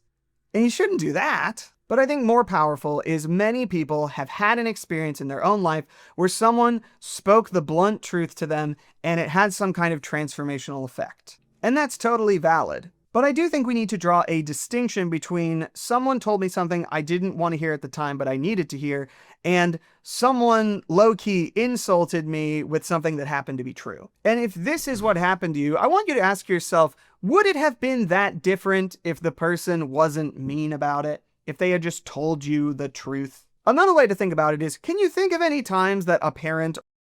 It was a yearly thing too. I'm still subscribed to his newsletter apparently. Had an email on the 21st for a £79 sale. I think I might start doing something similar actually. And I will do a course that provides the best advice on how to get away with you know what. Let's put it that way. Or a coach or a peer or a boss or whoever told you something in a really harsh way that happened to be true, and you just totally wrote them off because they were being a jerk? If I had to guess, I would imagine you have a lot more of those moments than you do this magical, transformative, grumpy mentor moment. If you've had a transformative moment, I would be willing to guess that for most people, it came from someone that you knew deep down in your guts really, really cared about you. And the weight of that... Well, the problem is like, you know, he's just read a couple of studies and now he thinks he sees fit to give you all this psychological analysis. Like, what the fuck do you know about it? Do you know what I mean? And if Caleb Hammer is pushing this idea that psychologically he is providing the optimum financial advice, sure, there's something to be criticised there. But I don't think he is. I don't think he is doing that. So if he is, show me and I'll say it's bad. But I just don't think that's happening. No, he was citing studies earlier, and they seemed totally irrelevant to the matter at hand, but there we go. Is what carried you into some kind of transformation, not the mean words. And whether we're talking about Dave Ramsey or Caleb Hammer or some person on TikTok or whatever, these people, by definition, cannot give you tough love. Putting aside all this gay psychological analysis too, right? Okay. I don't buy this idea of like tough love is ineffective when it comes to financial stuff, because a sharp shock that helps you to see just how fucked your finances is, I think can actually be quite effective in getting you to change your habits and change your behavior. And like, for example, if you're in a fucking shitload of debt and that comes back to bite you and you get fucking letters and you got debt collection on your ass and you realize that can make you go, oh shit, I need to learn from this and never do this again. You deal with your issues, you move forward, etc. Right? Is it completely implausible? And again, Caleb is an entertainment show. That's the primary purpose of what he's doing. Is it totally implausible that short, sharp shock could come from going on to like a video publicly and being berated a bit about your finances? Like, I don't know, dude. Maybe. If that's like a little benefit, great. But I don't even think it's like out of the question that could potentially have like a positive impact even. You know? Imagine going on going on a YouTube channel to 1 million people watching and you're berated for how bad your finances are. I'm not a psychologist, so I can't say, but I could easily see an argument that could potentially have that shocking impact that would make you change your ways, you know? Like, it would be so embarrassing, wouldn't it? So maybe it would help you. Yeah. Maybe knocks you down a peg or two, yeah. He does follow-ups and there are some successes. Yeah, I'm sure there are. There probably are. And that's not even the reason for the show. But the problem I've got is I accept it as an entertainment show. It could do no good whatsoever and I wouldn't fucking care. But he's actually trying to make the argument that it is definitively harmful, that what he's doing, and that this tough love stuff doesn't work and it only has bad outcomes. And I don't even know if that's true. I think that's bullshit. They do not know. Yeah, he always follows up with the twinks. Hey, thought more about the OnlyFans? But how do I make money off depressed people? The insulting is to break through the cope defenses we put up in our mind to insulate us from spiraling cause we don't know what to do, but we FKD up. Thank you for the super chats, Nico. They do not love you. They are just telling you things that may or may not be true and doing it in a rude way. At the end of episodes of Financial Audit, Caleb tries to make a budget for people based on their income. And you think this is kind of the moment that is redemptive. This is where all that tough love comes home to roost in a practical plan. But in his recent episodes, he constantly says things like this. You're underwater by $222.97. What a joke. What a joke. Well, then it What would a be cutting joke. that. Or sometimes he doesn't even make the budget. He just tells them. Wait, what? Sorry. He constantly says things like this. You're underwater by $222.97. What a joke. What a joke. Well, then it What would a be cutting that. joke. Or sometimes Okay, that's wonderful. But how do I make money off depressed people? If you volunteer to get hammered on a popular YouTube channel, you get what you get. Yes, Jason Coward, indeed. Thank you very much for the $10. Appreciate it. Thank you. What? Okay. Well, what is the... Yeah, what's the context of that? Why is he getting so annoyed? Okay. Sometimes he doesn't even make the budget. He just tells the person that they're too far gone. Dude, there's nothing I can do here. I could budget you. There's budget. What? Who is this fucking AIDS-looking guy? Dude, What there's the nothing fuck? I can do here. I could budget you. There's... Dude, look at him. He's also extremely white. This is the whitest guy I've ever seen. Look at him. Bro, the reason his finances are so fucked is having to spend it all on antiviral treatment for his HIV. Have some pity, will you? Budget? Sure. But you are lost beyond lost. In interviews, Caleb says that his team tries to do everything that they can to support these people financially, including things like free sessions of therapy and all kinds of stuff. And that's great. But if this is the beginning of your financial transformation, you're beginning it with fear and shame and anxiety. And none of those are strong motivators for lasting change. I've wondered if I should make a video about Caleb for quite a while now, and Shouldn't the have thing that bothered. finally sealed the deal for me was reading this comment on one of his videos. Oh, here we go. After coming across Caleb's channel, I now spend my money as if my bank statements will be audited by Caleb himself. This is someone who, with all the best intentions, claims that's that wonderful. what now But how do I make money? Good off for them. depressed people? Literally an audit channel telling people, hey, you spent $900 on Starbucks last month. This inab is a dummy. Thank you, Ryan, for the super chat. That's up to the audience. And if an audience member decides that they want to make better financial decisions because of what they watch, then that's a good thing, no? What we need is someone saying, I tried to listen to your advice and you've ruined me. You've ruined me, Caleb Hammer. You've ruined me. I listened to your advice and I'm even more in debt than I was before. But even that would still be on the audience, I guess. Yeah. Anyway, yeah, stupid. Stupid. motivates his spending is imagining what Caleb would say if Caleb saw his spending. It's internalizing this critical, tough love, harsh truth voice that's going to call you out on your BS and beat you up whenever you make a mistake. And I think so many of us have. Yeah. That's good, isn't it? Is it not good to be a bit more aware of your finances? And if you see someone get berated, dude, to me, that reads as someone that's watched the show, and it is regardless of what happens, on the audience's responsibility be it. But it sounds like someone's watched the show and they've gone, oh God, fucking hell. Yeah, dude, I'm looking at my finances and I've got a lot of outgoings I shouldn't have. And they've made corrections which maybe are even benefiting them. So what's the problem exactly? Like, you're not gonna like harm yourself by having a stricter control over your outgoings, I don't think, are you? At worst, you might skip a couple of coffees a month or something. I don't fucking know. I don't understand, bro. I don't get what the issue with that is. If someone is taking a harsher approach to their own finances out of some sort of absurd concept that they might be audited by Caleb Hammer, what is the issue there? I don't understand what the problem is. Have learned to internalize this voice, whether it's from our parents or personal finance stuff that we read or whatever.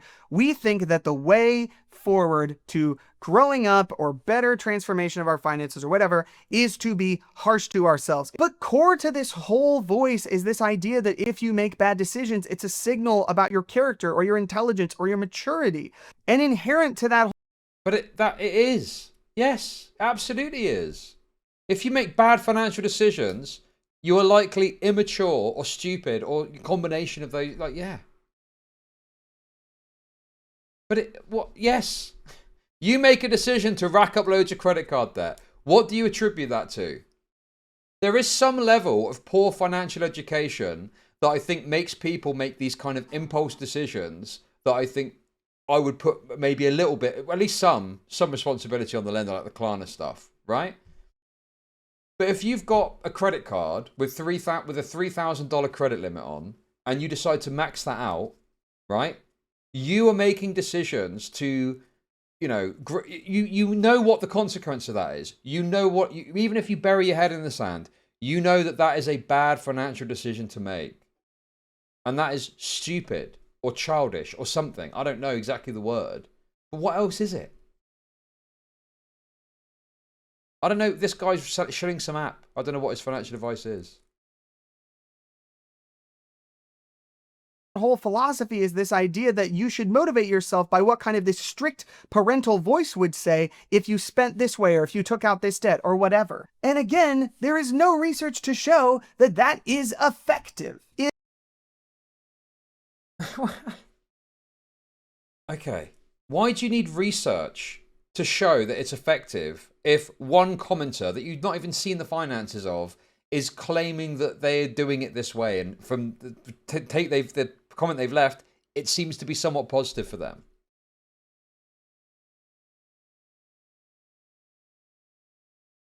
I just don't buy this idea that there's this fucking academic thing here either. Critical Shogun became a Hey! member. Critical Shogun celebrates 10 months of membership. Critical Shogun, thank you for the membership. I just, source for that. I just think it's kind of, there's an intuition that you can engage in here. That if you have, it's like, what would my father say if he was looking at my finances? That's kind of what is being got at here. And I can just think intuitively, well, that would probably, because you probably would make better decisions about how you manage your money if that was the case. No? Why do you need a study to back that up? You're not set, and also, a study might be needed if you're saying everyone should do it this way. But if a single commenter or multiple commenters even are saying, I do this and it benefits me, what does it matter? It benefits them, good for them. If anything, it seems to be the opposite. Caleb has another channel dedicated to follow. Okay, well, anything to back that up? What are you on about? Is to be harsh to ourselves. But core to this whole voice is this idea that if you make bad decisions, it's a signal about your character or your intelligence or your maturity. And inherent to that whole philosophy is this idea that you should motivate yourself by what kind of this strict parental voice would say if you spent this way or if you took out this debt or whatever. And again, there is no research to show that that is effective. If anything, it seems to be the opposite. Caleb has another. Based on what? So if you have a strict mindset on how to manage your finances, that apparently has a negative impact.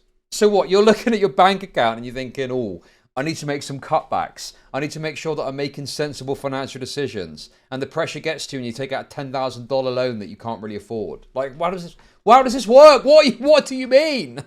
What is he on about, dude? Like, it just seems quite obvious to me that if you're looking at your finances, being careful, thinking a bit about it, being cautious, it's going to be quite difficult and challenging unless there's some unforeseen issue that you're going to get in any sort of like substantive, meaningful financial issue. Is he just is he referencing the child study audience, the child study again? Is it the same parental shit that he's referencing here? Fuck me, dude. This guy is made a very soy, annoying video, and then when he's trying to delve into academia, it just doesn't really stack up for me. I'm not an academic. I'm a fucking layman. But it just doesn't make sense to me how a study about how children are dealt with relates in any way to this. And I don't know what study you need to see to say that it's, you know, probably on the balance of things, a good idea to be controlling of your financial affairs if you need, right?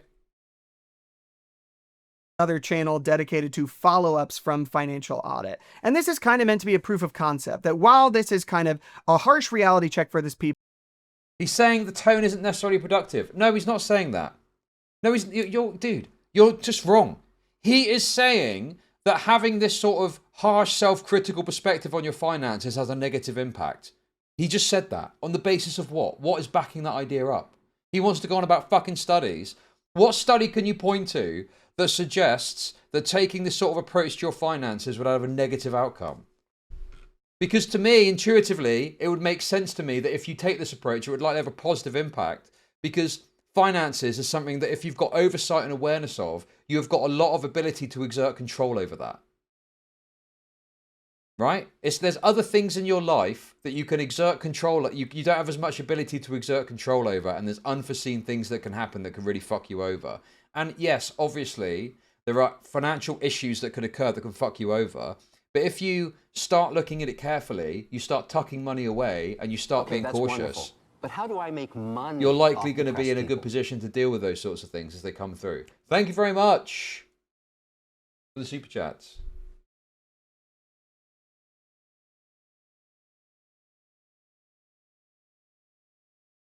You can argument that tough love and finances lead to money shame, but there's literally no data to support this, so stop acting like an academic. Anyway. People, it ultimately means that they come around. So you would expect this channel to be really positive and happy and full of really good results. Nope, it looks like this. And the really pernicious thing about this way of thinking that I need to beat myself up in order to shut up and grow up is it becomes this vicious cycle. Because if the research shows that this doesn't work or maybe is counterproductive, that means there's a really good chance that it's not going to work for you. And when that happens, the temptation is to think, oh, I must not be going hard enough on myself. I need to be more strict, more disciplined, more tough. Which means you're either going to do that, which is miserable and probably going to continue to be ineffective, or you're going to give up, which feels terrible. Because you can look at Caleb's follow-up. There's some stuff in your life I could see this applying to, right? Like maybe like working a job or something like that. But with finances, I just don't get it. Because it's like you're looking at your bank account, you're looking at your outgoings, and you're going, oh, I'm spending too much. Or, oh, I've got a lot on credit. I should try and bring that down. I'm going to set aside a budget for that. I'm going to do this. I'm going to do this. Oh, I've been spending too much on Funko Pops. I'm going to reduce my Funko Pop budget for the next few months. Like, how is it possible that you can break off the back of that? Is that a thing? It's like I've been in both situations, badly, terribly managing my finances, getting in debt and fucking myself over, and in a good financial position, in a lot of credit and like managing it well. And it's like being focused on it and making sure that you're putting money away and not just spending it and pissing it up the wall and buying shit you don't need and so on. Once you get into it, like there's no, like what's the pressure exactly? Maybe if someone's got like a very minimal budget, maybe then it's a bad idea to like go too hard on it. But then but then by its nature, having less money, you have to be more cautious and you do have to be more hard on your budgets and how you manage it.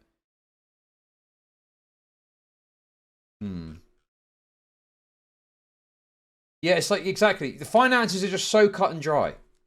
It is a very simplistic process. It's not like other things where there's all these complexities to it. If you either increase your incoming, which you may be not able to do, or most people can do this, decrease your outgoings in some way, you will be in a better financial position. Or if you shift certain outgoings to savings, you will be in a better financial position. It is literally a zero-sum game. I think I'm using the term correct, right? If you're getting $100, if you're getting $1,000 every month, and you're currently spending $500 on purchases you don't really need, if you reduce that to $200 and put $300 away, you'll be in a better financial position no matter which way you slice it.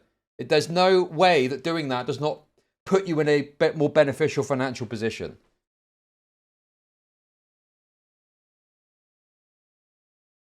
Okay, anyway, yeah, I just don't get this idea that don't go too hard on your finances or you might end up in debt actually, funnily enough. Like it's unforeseen things that could cause you to do that.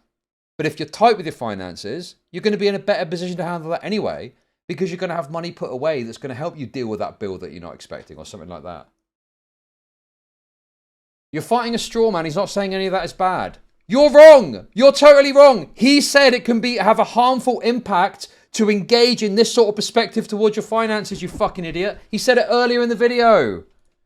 More thinking that I need to beat myself up in order to shut up and grow up it becomes this vicious cycle. Because if the research shows that this doesn't work or maybe is counterproductive, that means there's a really good chance that it's not going to work for you. And when that happens, the temptation is to think, oh, I must not be going hard enough on myself. I need to be more strict, more disciplined, more tough. Which means you're either going to do that, which is miserable character or sake.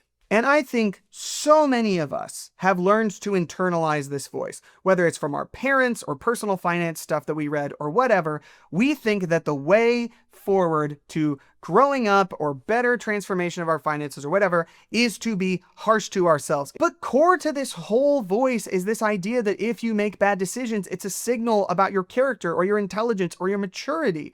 And inherent to that whole philosophy is this idea that you should motivate yourself by what kind of this strict parental voice would say if you spent this way or if you took out this debt or whatever. And yeah, he's saying that having like a strict parental voice or perspective on how you're spending your money could potentially lead to negative impacts.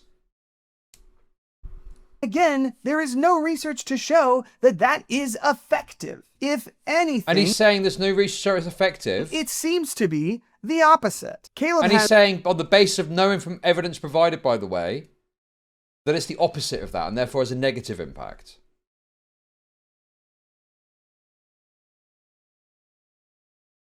He's right, I should go shopping.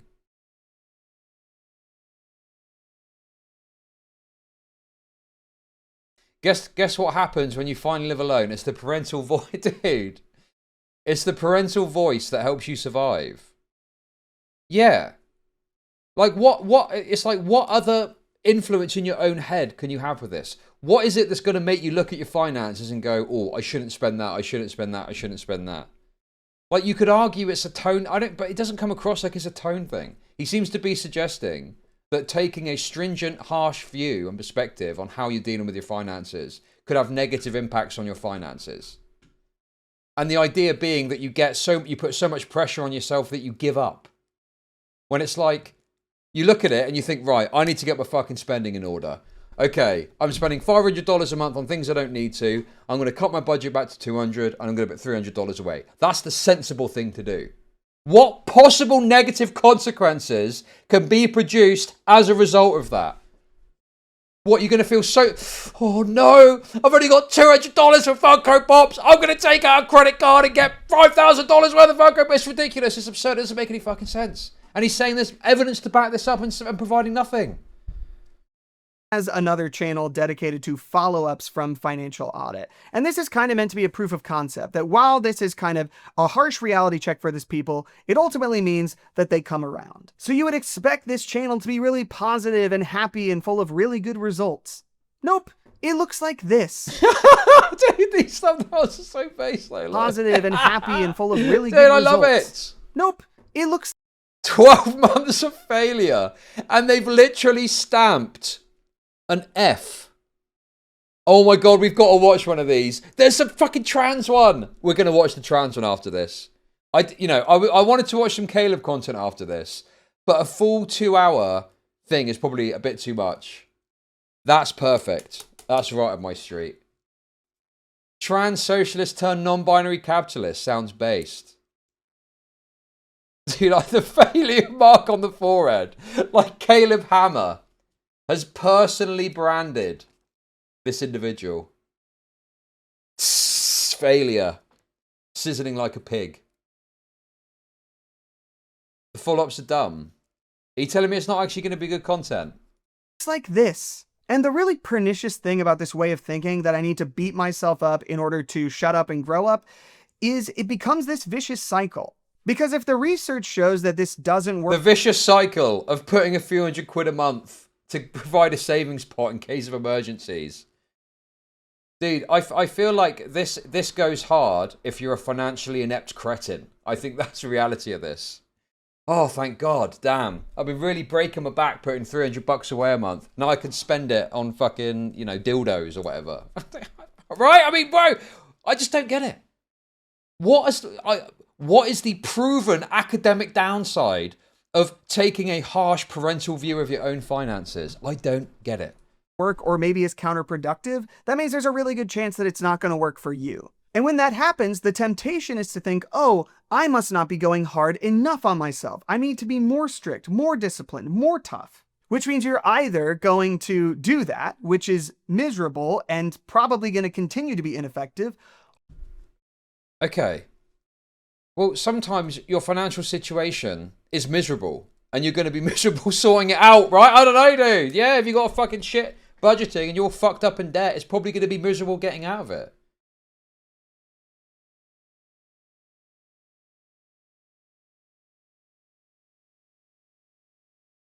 Or you're going to give up, which feels terrible. Because you can look at Caleb's follow-up channel and be like, wow. Yeah, exactly. Being responsible is not necessarily going to be a fucking fun joyride. Sometimes it's going to fucking suck as you wrangle with a lifetime or an adult lifetime of bad financial decisions that you've made. Bro, this is, dude, the people coping that he's just saying the harshness is bad. No, he's saying that having to take a strong look at your finances from a parental perspective could lead to negative outcomes, with no proof, by the way. And then he's like chastising the idea that it could be miserable having to take a long, hard look at it.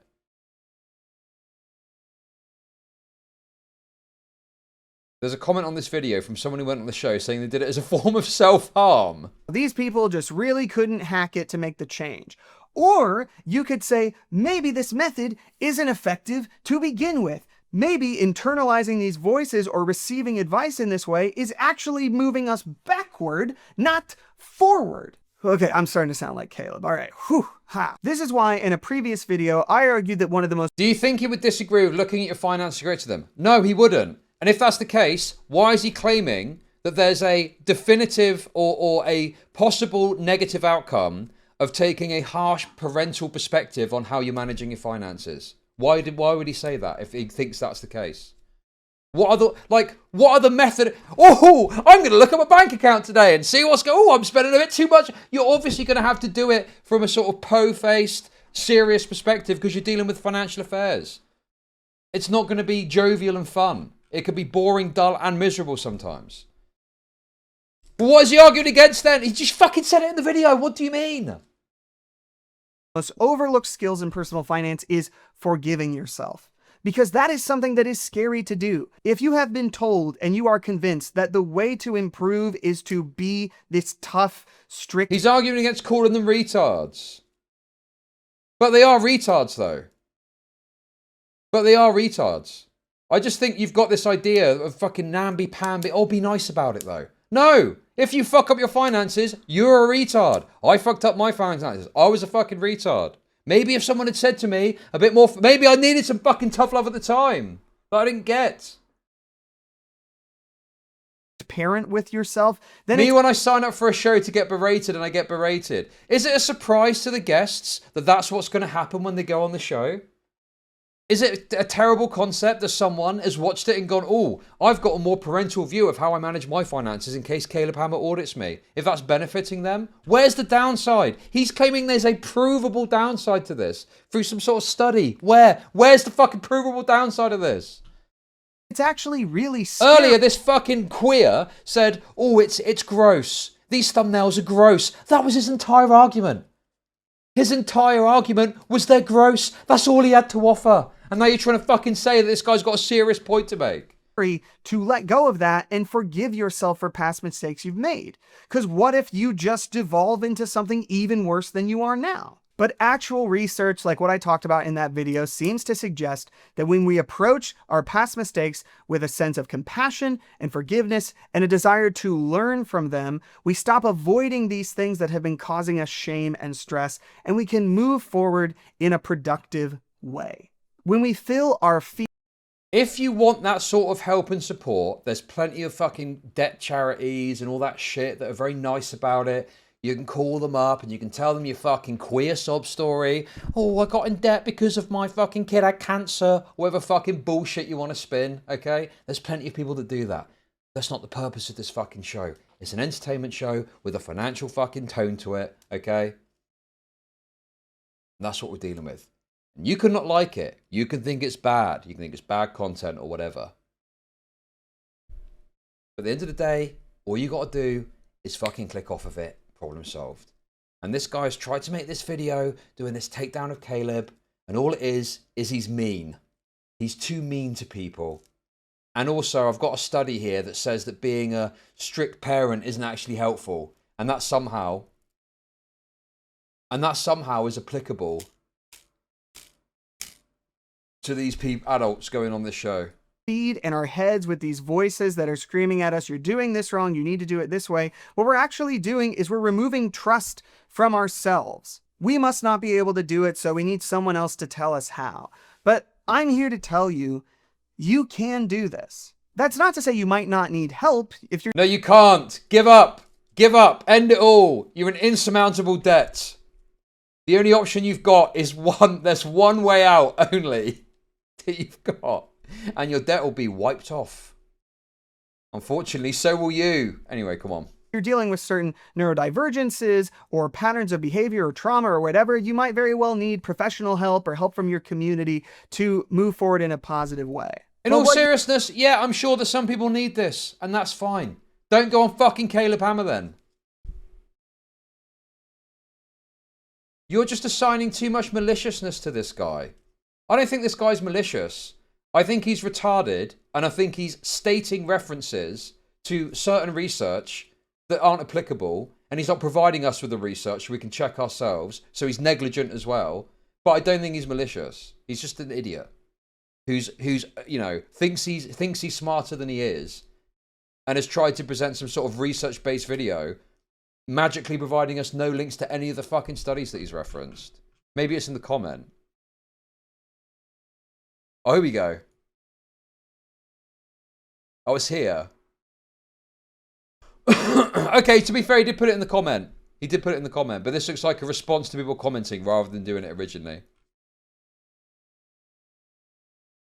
Okay, in fairness, he did put it in there. He did put it in there. But that's seemingly in response to people talking about it rather than doing it of his own accord. Thank you to everybody who's been sharing their insight stories and counterpoints. I wanted to offer some thoughts on a couple of recurring counterpoints being brought up in the comments. So this is a response to the comments. Okay. What is this? When is shame linked to constructive approach orientation and meta-analysis? Other research suggests that self-forgiveness is critical to converting feelings of shame into positive transformation. Oh my god, what is this, bro? I've got no idea how or if this even links to what he's talking about, and I'm not reading the fucking study about it. But yes, provided the links, which is what I was saying he didn't do. So I will give credit there. He did provide the links in the end. So that's good. That's good. But whether or not these are relevant or not, I couldn't fucking tell you. Pause it. Pause if you want to read it, guys. Pause if you want to read it. What you don't need to do is constantly remind yourself that you messed up. Something I would encourage you to do is next time you're thinking about money, whether it's looking at your budget or making a spending decision or whatever it is, just pay attention to how you talk to yourself. Do you ask yourself questions? Do you think about what you care about? Do you consider your feelings? Do you... Q! What do you mean? Why are you laughing at the study? What's going on? Sound more like a referee or a coach? And I don't mean like a Bobby Knight coach. I mean like a Ted Lasso coach. Money does not have to be this constant experience of nodding along as the voice in your head berates you for all the mistakes you've made or tells you why buying this is too irresponsible. I mean, the thing is, in terms of your own internal dialogue, one of the studies he linked proved that shame can motivate construction. Oh, did it? I'm going to have to take your word for it because I'm not reading it. I tend to trust what Caillou's got to say. Maybe that's a mistake, I don't know. But generally speaking, they tend to be on the right lines. I mean, in all seriousness, in your head, your own, whatever works for you, works for you. Okay? And you should obviously go along with that. Q. I said Q. Anyway, if in your head, you being nice to yourself about it works, do that. If you're being mean to yourself and it works, do that. If it's not working, try a different tact of your internal fucking dialogue, right? And if you really are struggling, go to a professional and deal with it that way. So sure, I can agree with that. But he's applying this sense of like what works internally for one person to this broad criticism of what is fundamentally a financially themed entertainment show, which I just think is a worthless criticism.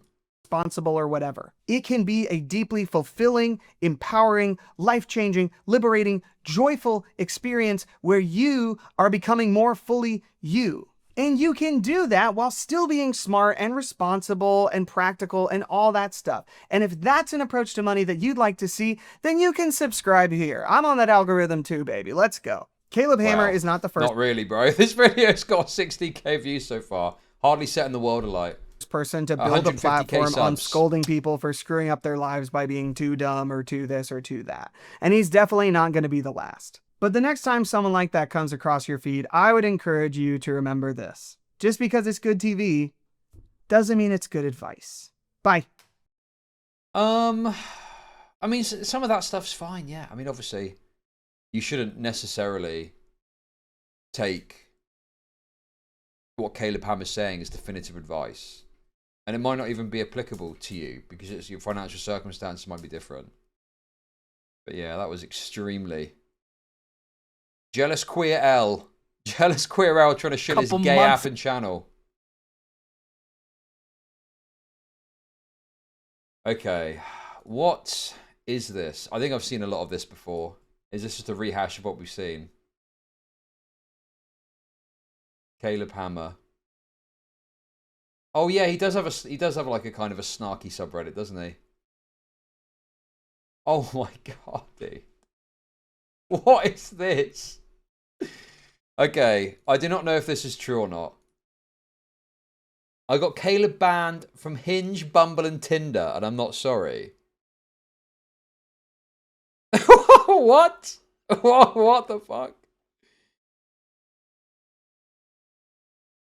And it's called, yeah, the subreddit's called Creepy Caleb Hammer, which is presumably linked to the previous allegations we went over probably about a year ago now, I reckon. It must have been about a year ago that all the wacky shit came out about him. Sharing my story because despite what he has claimed, it was a real person who went on a really horrible date with him and reported him to the apps. No, I'm not a devoted hater or fan. Okay, yeah, sure. I'm not a devoted hater or fan posting this deranged thing to this fucking subreddit that presumably despises him. Okay, dude. Random girls from Austin do not post on Reddit threads about how much, you know, whatever this is. Looking for a boyfriend who made the mistake of going out with him. This is a very brief overview of what happened. I matched with him and we went for a date. This was a few weeks ago. Everything seemed fine. He was nice, dorky, and in my opinion, cute. We were supposed to go out to eat where he met, but it was an early time for dinner, so he asked if I wanted to hang out at his place for a little bit before dinner. I was definitely apprehensive about this, as I literally just met him, but he said he lives real close by and wasn't looking to hook up, just to hang out for a bit until we got hungry. Okay. We're supposed to go out to eat where we... Wait a second. I've just realised. Caleb Hammer, rate review. Second bite of the apple. Let's go.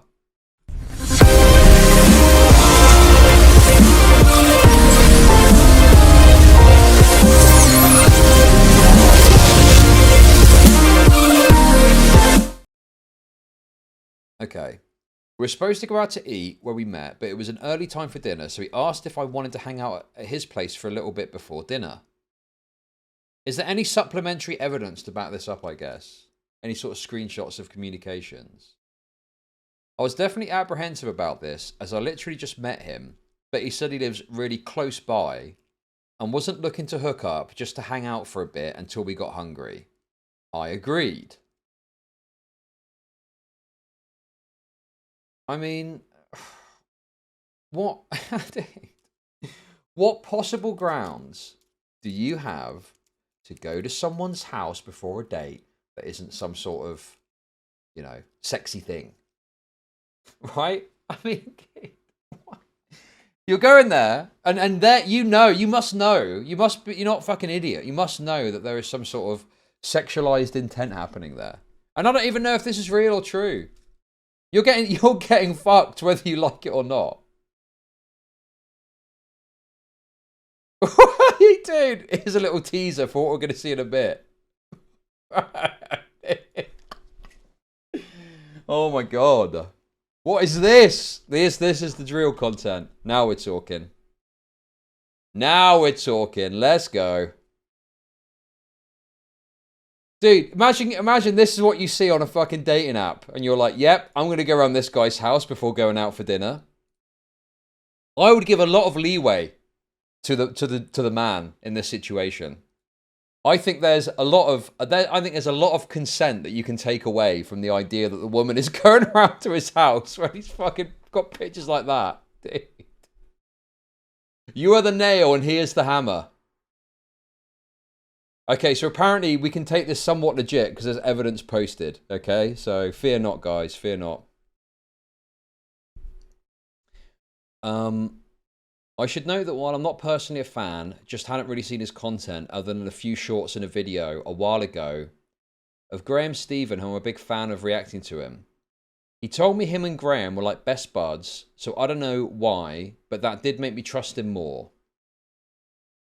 He also hadn't given me any indication of being creepy. He was nice and funny. this changed very quickly once we started driving. He put his hand on my upper thigh, and I quickly pushed it off and said, I'm not ready for that. He said, oh, sorry. You're just so attractive, whatever. And I said, it's okay. A couple of minutes later, he put his hand back, and I said, what are you doing? I had literally just told him no. He said, oh, I thought you said it was okay. So if this is true, obviously sounds kind of like sleazy behavior. Obviously, who knows what actually happened, but we accept it as true. Sounds like a bit of a sleaze, doesn't he? Couldn't resist a bit of a squeeze. Okay, come on. So I had to clarify that I meant it was okay that it was happening, not that I'm okay with it. At that point, I started getting really nervous and realizing I didn't really know anything about the person I was in the car with, but I didn't want to overreact. And maybe he just really misunderstood my very clearly stated physical boundaries. Okay. Sleaze with the squeeze. But still I suggested we not go to his house and maybe go somewhere more neutral to do a more date-like activity. To which he started saying, well, there's not really anything to do around here. Mind you, we were in Austin, like in the middle of downtown. He also told me, oh, there's a bit of traffic, so it'll be a bit further to get to the house. Mind you, he said he lives really close by. It was 30 minutes away. Wait, okay, this story is bizarre. This doesn't make any sense, dude. So you're in downtown, you're saying, can we do something a bit more date-like? And he's going, no, let's go to my house. And rather than just you driving the car, right? She's driving, right? Or is he driving? Well, you know. Wait, who's driving? Like, why are you not making it clear? Stop. Like, dude, I don't get it. How are you in the middle of downtown Austin? He's saying, let's go to the house. You're saying you want to do a date activity, not go to the house. And you still somehow end up going to the house. He is, okay. In his rape, he's in the rape-mobile. She's got no choice in the matter. She's going wherever he's going, if you know what I mean. He also told me there's a bit of traffic, so we prefer to get to the house. Mind you, he said he lives really close by. It was 30 minutes away. Each one of these things isn't like the end of the world, but together all these red flags were making me nervous. Okay. After we finally got to the house, I was just hoping my anxieties were just me being nervous and everything would be fine. Oh boy, was I wrong, because it only got so much worse. Okay, that's wonderful. But how do I make money off depressed people? Yeah, I got a red flag. But I ignored it anyway. Maybe the Saudis are onto something with husbands and fathers being forced to come along. Hammer emoji, nail polish emoji, hammer emoji, nail polish emoji. TV, thank you for the super chat. We initially were going to watch TV, but we couldn't because the couch was covered with a sticky substance. There's no way this is real, man. Common problem. I don't know what it was, but it was all over the entire couch. Seemed like a sticky oil substance, and he blamed the dog walker. But like I said, I have no idea. That also stood out to me as weird, but on its own, not totally crazy, but like I previously said, all the things that seemed off were really piling up. He spilt his rape oil. He spilt his rape lubricant everywhere. Bro, this is so stupid. Is this real? I think there's some things that are probably true here, but it just feels like it's all been stitched together to make him look as creepy as possible. He's literally just slathered his couch in baby oil. Think you do? Because he wants her to sit down on it, and then when she gets up, he can look at a big shiny ass. He's a porn sick freak. It does make him look creepy. Yeah, because she's describing it in a way that's meant to do that. I don't know what happened. It just doesn't make sense to me that, like, you are willingly going along with all of this.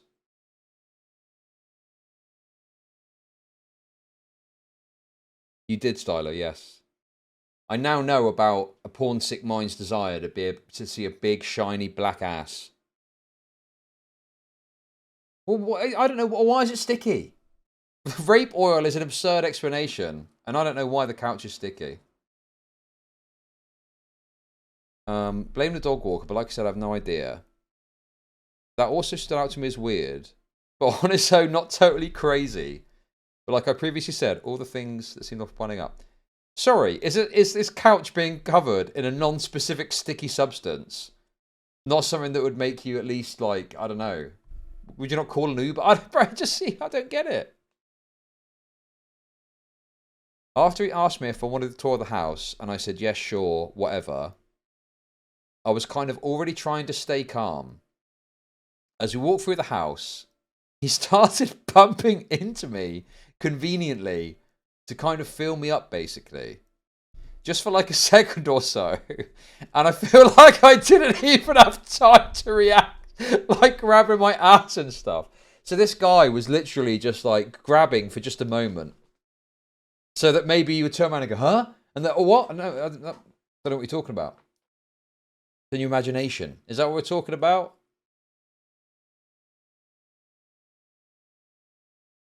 I mean, I just, like... This is like a rabbit. This is like a rabbit in a field. And even if they are getting stalked and getting preyed upon, like they just stood there. You just stood there ready to be fucking torn to shreds by an eagle. It's just like, oh, rabbit in the headlights. It must have been the wind. Oh, it's a bit drafty in here. Yeah, it's probably the wind. Just grabbing my ass and stuff is ridiculous. Also, I think an important thing to know is that there was no normal build-up of romance or even like a romantic connection. He made zero attempt to kiss me or hold my hand. Okay, that's wonderful. But how do I make Kelly money Marie, thank you for the off super depressed chats. people? The closet Caleb is still in, goes deeper than Narnia. Will he ever come out of it? Thank you for the super chats. Or even really flirt, so the feeling up thing was bizarre. Anyway, on the tour, he had hit one of those buttons that makes all the blinds come down again. Not like a big deal. But it was getting hella ominous in there. He'd hit one of the buttons to make all the blinds come down. So in the middle of the tour, he presses a button. The apartment is bathed in darkness as the blinds come down. The rape obscuras is what we're going to be calling them. The rape blinds. This just doesn't sound real to me. So the tour ends in the bathroom where he asked me to take a bath in front of him. Like straight up as if that was a normal thing to do. He asked by telling me he can separate himself from his sexuality. I was like, what the fuck does that mean? At this point, I was full on fucking scared shitless. Dude, this can't be real. Please now take a bath in front of me. Don't worry, it's not a sexual thing. I just love watching a woman get lathered up.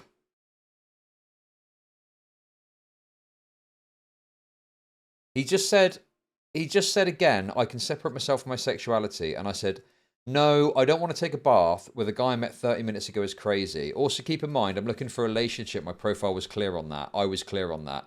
Totally worthless and meaningless. This, I'm looking for a relationship nonsense on a dating profile. Right? Totally worthless. A lot of women use that as like, oh, I'm not a total slut, actually. I'm not a total slut. I've got looking for a relationship. They all want to fuck. Okay?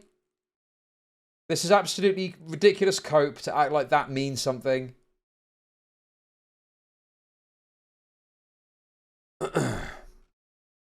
After that, he seemed so confused. On why on earth I wouldn't want...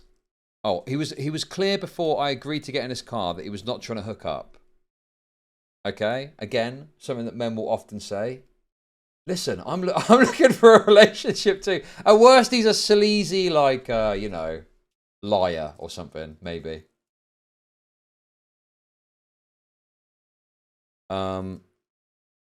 One up wouldn't want to do that totally normal request for him. He said, well, I have a bathing suit for you to wear. Like, okay, that doesn't make it any better. Okay. At this point, I said, I'm okay, thanks, and basically ran around him out of the bathroom and into the kitchen. He followed me out and was like, I don't know why you wouldn't want to do that, but okay.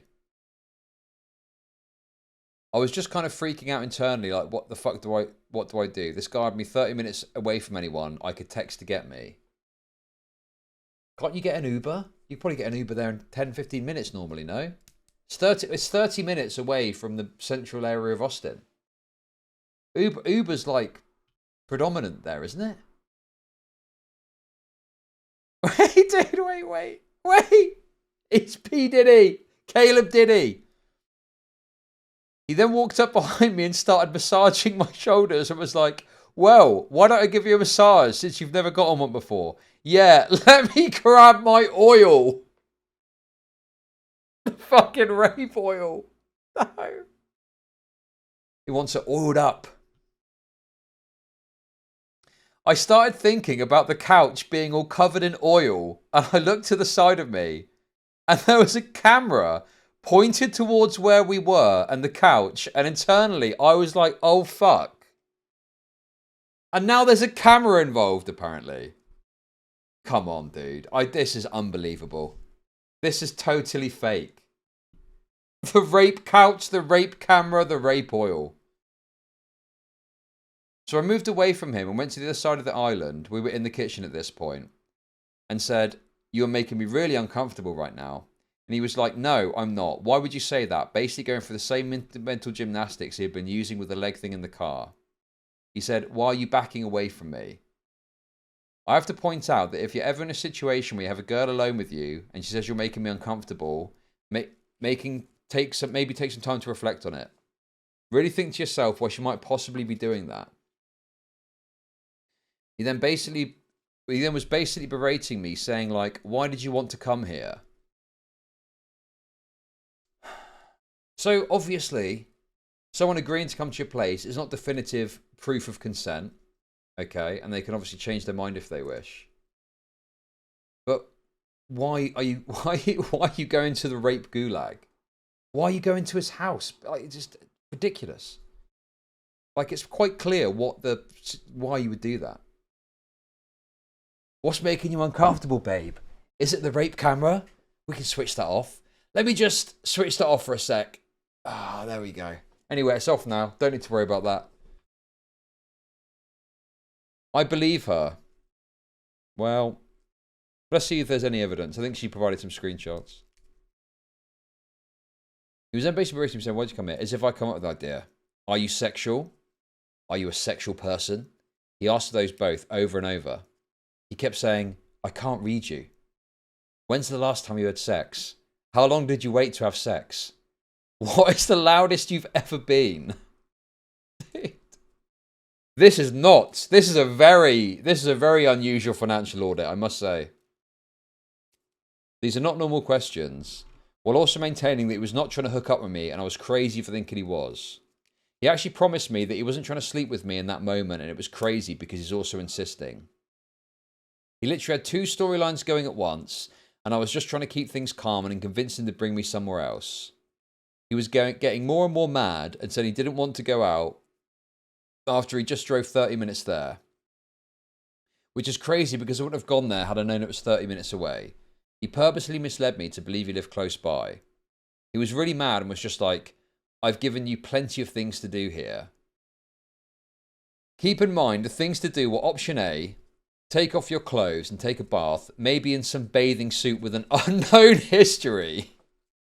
Dude. That's a good point, actually. Is it a pre-used bathing suit? Is it something that other women have had to wear? Caleb Hammer has had to pry off the previously raped corpse of the last date he had around. Or B, get an oil massage, which I assumed would come with some other needed clothes removal, and possibly have something to do with a sticky couch. Anyway, I thought about grabbing my bag and running out the door, but honestly I didn't know if I'd make it, and at this point I just wanted to keep it calm and not have him get more angry. Okay, this is the ultimate rape cope that I see. The idea that if you were to try and run out of the house, he would turn into fucking Buffalo Bill style violent offender and lock the door and rape you. What? This is ridiculous. This is so, like, dude. I've had plenty of terrified women in my house, and most of them have managed to get away in time, okay? Most of them have managed to escape. Some of them by the skin of their teeth, okay? Let me tell you. But most are out there, living free, happy lives. Maybe a few injuries. Maybe one. Maybe it could go either way. But nonetheless, on the whole, they managed to get away. But no, I mean, dude, like, in all seriousness, if you're with a woman and she freaks out to the point that she runs out of your house, the likelihood that the man is going to turn into a deranged rapist that will force you to do something is so fucking low. It's not that it doesn't exist at all, but the vast majority of cases, you're going to be able to get out of there if you want to. She doesn't know that. Well, maybe she should use a bit of fucking logic. Maybe she should use a bit of logic and reason rather than hysteria. You could definitely tell I was scared though, because he had asked if I was cold, and I looked down and my body was shaking. Anyway, I kept trying to nicely say, hey, let's go out bowling or something, or I'm hungry now, so let's get food. I started putting on my shoes and was like, are you ready to go? And he just sat down and looked at me angrily. So I was like, okay, well, we can walk outside, you know, and grabbed my bag and started towards the front door. He agreed. We started walking down the street, and there was like nothing. I had kind of thought maybe if there was a fast food place or something, I could convince him to go inside and just lock myself in the bathroom. I don't know. Off depressed people. Thank you for the super chats. A bit of logic, some chud logic perhaps. Yes, indeed. Indeed. Speaking of which, let's do another goal while we're at it. Dude, I honestly didn't think there was going to be any sort of rape allegation. But little did I know that there was a bit of gold on the Caleb Hammer Snark subreddit. Okay, there we go.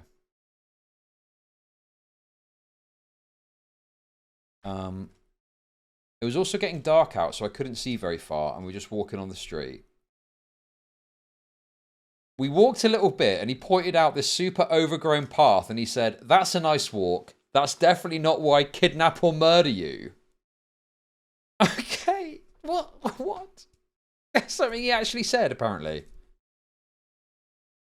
He pointed out the rape path and said, don't worry, no rape happens there. Come with me. I think he was just kidding, but at this point, who knows? So you genuinely think he was pointing out some overgrown path and was serious? Dude, what?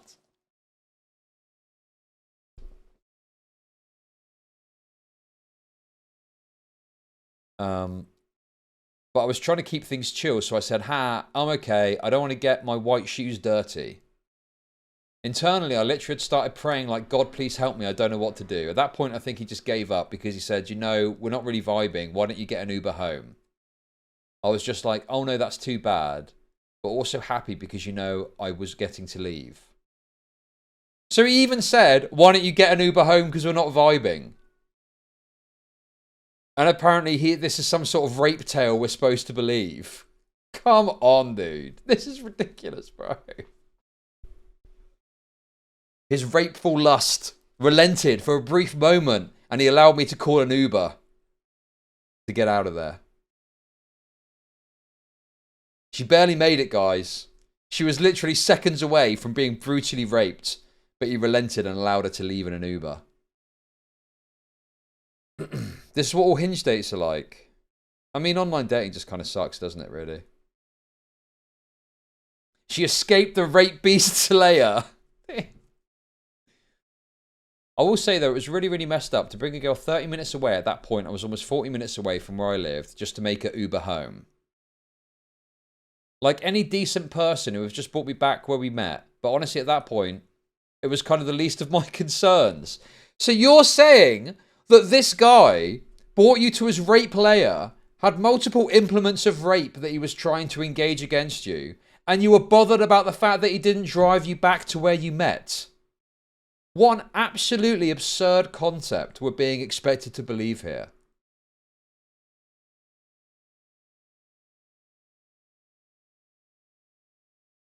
He didn't drive me back in his rape-mobile. I followed him back into the house and got an Uber. I followed him back into the house and got an... What? He went back into the rape palace. He did offer multiple times to pay for it, but I literally did not want his money. The person who got my trip, like the Uber driver, was super, super sketchy, and I was, fuck, I don't want to get into this Uber. Like, I'm not going to survive Caleb Hammer 2, I don't know. But while we were waiting, he just kind of, like, smoothed things over, I guess. He basically told me he'd been trying to hook up with me. Yeah, obviously, I'm not stupid. But it's actually my fault for using Tinder. Okay, except we had actually talked about it first, but whatever. Okay. I just kind of went along with whatever he said in the end. And when I was booking my Uber, I sent my mum my location just because I'd been afraid to do it before when he was watching me. But he was like, you're not uncomfortable? And I said, I'm not uncomfortable. He said, you're not going to dox me, which obviously I'm not. But anyway, stuff like that. And then after all that bullshit, this man has the audacity to ask me on a second date. He told me he actually doesn't like hooking up and it makes him feel bad. No shit if this is how you do it. He said he's actually looking for a wife and said you're really attractive and it would be a different experience, like for girls he's met on Hinge or something. Like I passed some insane purity test. And I was honestly just in shock. Like this whole situation was so insane to me. I just said, I don't know about that. And he was like, that's totally fine. You don't have to. And then proceeded to insult my hair. Like saying my fruits were really fucking grown out. Which in all fairness, he was right. I'm not going to argue with that. But definitely shows maturity, I guess. After that, he basically told me I need to work on being more trusting of him in the Uber. He walked me out, asked me one more time to say I wouldn't dox him and give him a hug. He also asked that I tell him when I get home safe, whatever. The Uber ride was actually very sus, so I was right. The driver tried to make a stop mid-ride and only didn't when I told him my mum was watching our trip anyway.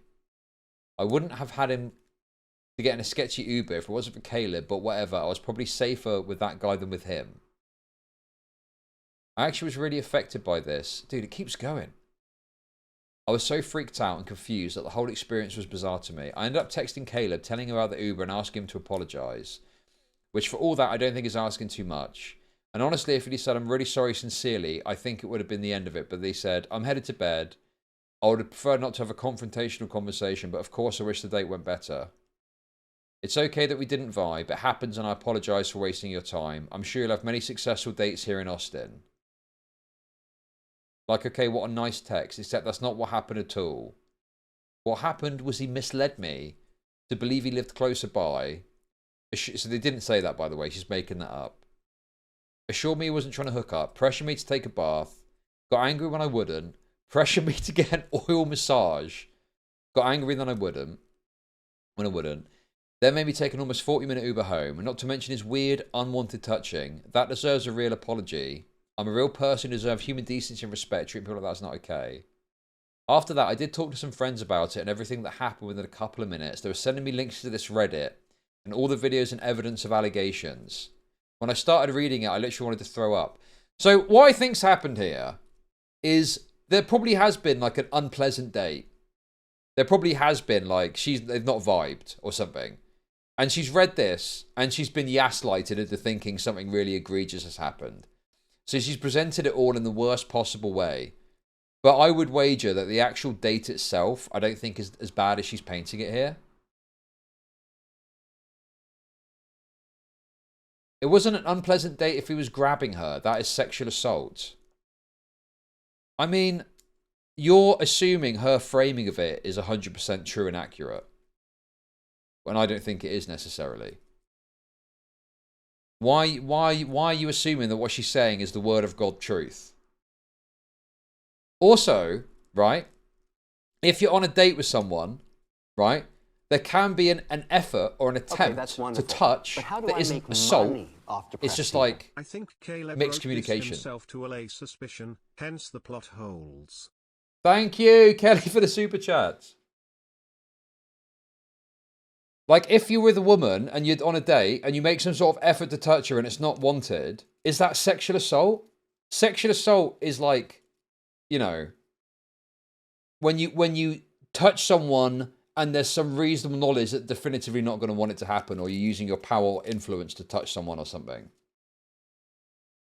right? But there can be situations where you're on a date and there's some sort of touch that happens and it's not wanted and there's a misunderstood communication, right? And that means that you then have to kind of reset a bit and go, okay, this wasn't where I thought it was, you know, and you have to kind of take a different tact. And then if you're, and particularly, if you go to someone's house, it is not a clear cut, you get to fuck no matter what, right? But that is a pretty strong indication that they're interested in some sort of sexual activity. So it makes sense that there might be some sort of touching that isn't wanted and that's not communicated exactly. And as long as they don't continue to try and touch you in a sexual manner or something, then that's, you know, that's like more of a misunderstanding than sexual assault.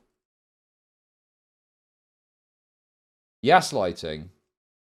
Gaslighting is when someone is made to believe they were raped by their female friends telling them they were, rather than from a reasonable analysis of what happened. Okay, you're assuming that what she's saying is 100% factual, and I don't know because I wasn't there. But the story doesn't stack up as a real interaction, and I don't believe. Oh! You were here the other day and you were getting annoyed at me for my very, very male takes on I can't remember what it was. Anyway, welcome back. We're doing another rape review. So right up your street, I'm sure. I guess it's been going around that he does this kind of stuff a lot, and what he described as a worst date for me too doesn't seem like it's anywhere near the worst date. Bad date with a creep. Sure. I think that's probably a fair characterization of this. I probably just agree to that on the basis of what's put here. I think that's fine. I wouldn't call it rape, sexual assault, or anything like that, though. And it's definitely not worth publicizing. You know, the only reason for publicizing this is to try and cause some sort of damage to Caleb's reputation.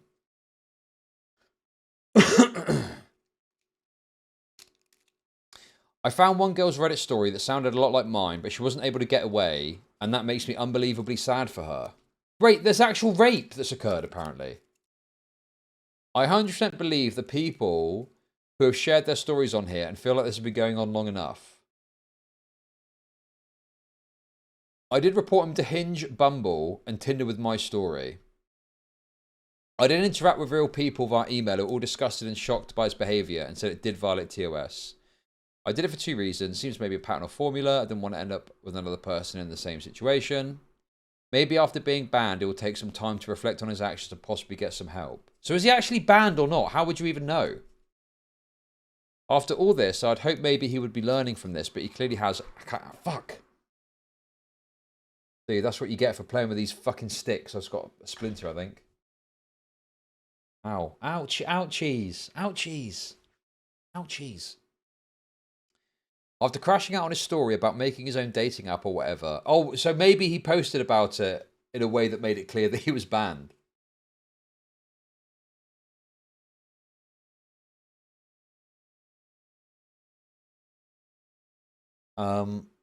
User platform will pull to get his accounts back. He clearly learned nothing and does not feel sorry.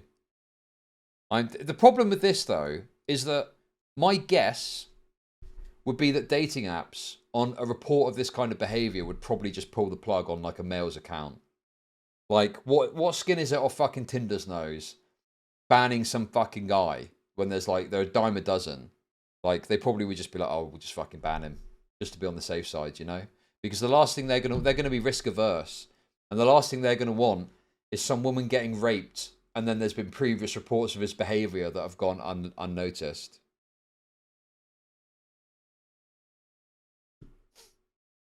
It's on her for going on a date with an ugly man. Sorry. Nice. I'm disappointed in the apps that are backtracking on the decision if what he claims is true, but at the end of the day, he could always make a new account. I didn't do this out of revenge or for clout or whatever. It's actually kind of embarrassing for me to admit that I went on a date with him, honestly. My friends have made sure to tell me this. That's happened in chat. But I am a real person. This did really happen. I deserve a real apology, as do many other people who have shared their stories. To Caleb, please find God and get help. Okay. Oh, look, we got... Hey, look, they posted some evidence. Oh, look, they did get banned from Bumble, apparently. We've removed Caleb Hammer from Bumble for violating our community guidelines. Well, obviously, but dude, Bumble is the most fucking queer dating app going. You can't even harass women. You're not allowed to fucking you're not allowed to berate women with messages. You got to wait for them to message you first. So of course Bumble are going to ban the guy. It's literally like a woman's haven over there. Okay. Oh. There it dude. Maybe Caleb Hammer. And there's the fucking image. But ever since I've been getting videos of you high-pitched yelling at poor people on Hinge, I don't know.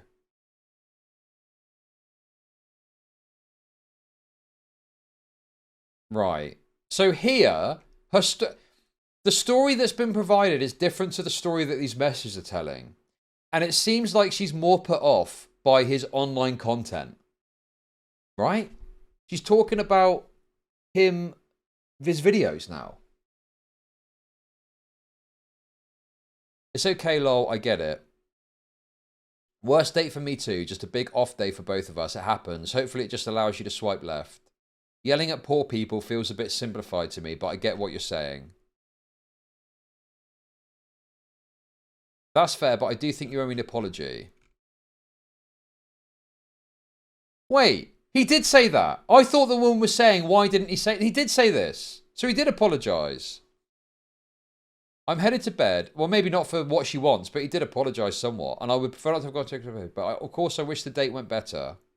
It's okay that we don't vibe. It happens and I apologise for wasting your time. I'm sure you'll have many successful dates here in Austin. Have a great night. Sleep well. So what is that? Dude, I feel like this is largely made up. Well, is the tub stuff even real? Why are you so accepting that the tub stuff is a legitimate representation of what occurred?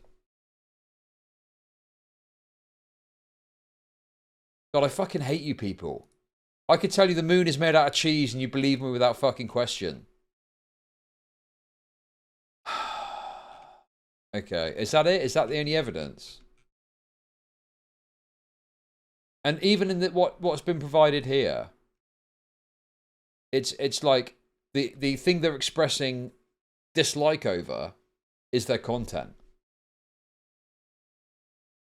That's it. Nothing to do with any other behavior. But there's an illusion. There's a discussion about the date being bad, but that could mean a multitude of things.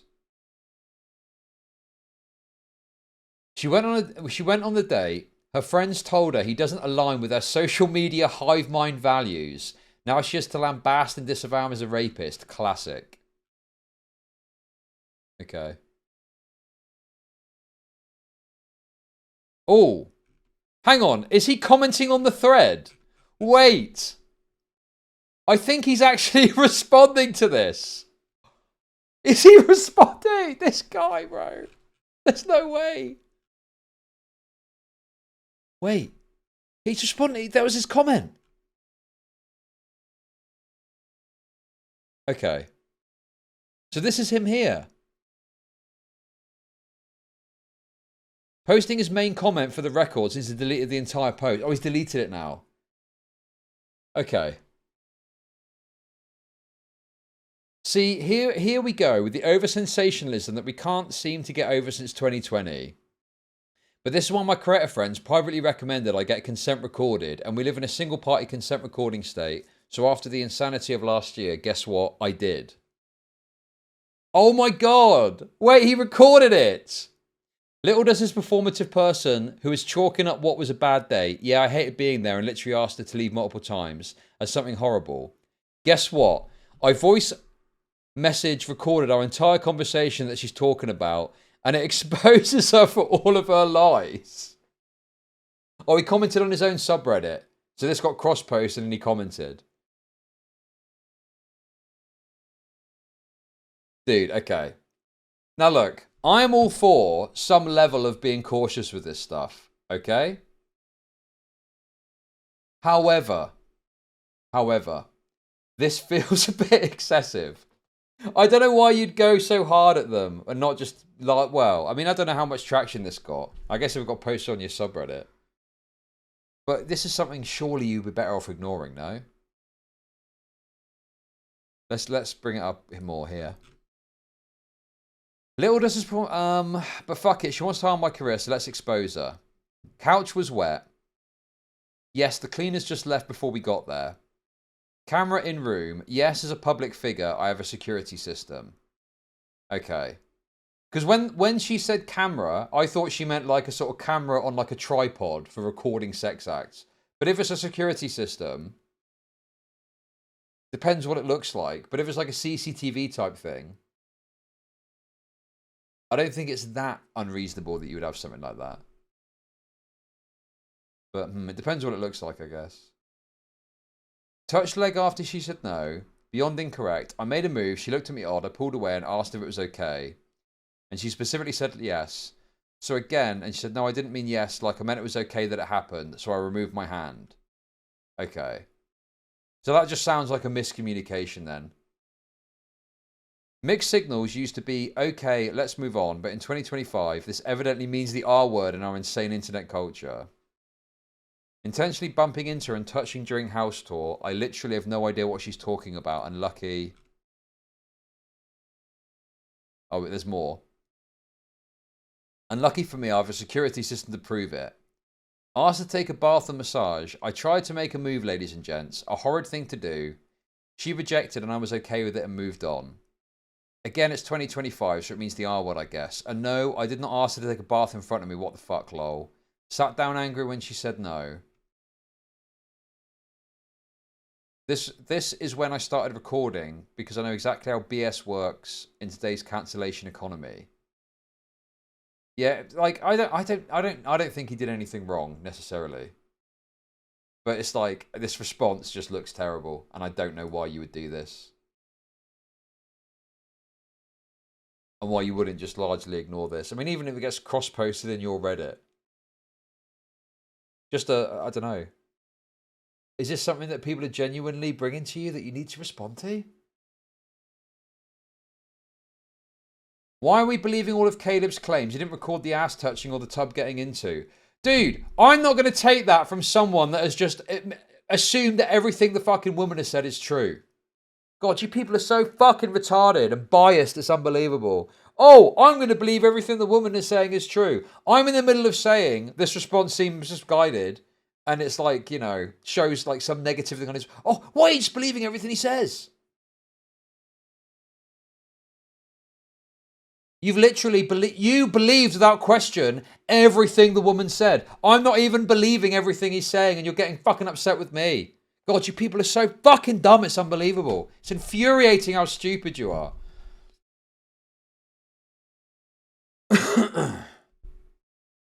Sat down. I mean, also, I mean, you know, obviously he's got video footage, which is kind of bizarre in and of itself that he's got all this fucking recorded. But, I mean, her story sounded quite outlandish, you know? And, like, stuff like that, yeah, that does sound more like a confusion thing. Like, he touched the leg, and then he said, is it okay? And did it again, not realizing that she meant, it's okay that you did it, but I don't want you to do it. Like, that's understandable to me as a miscommunication.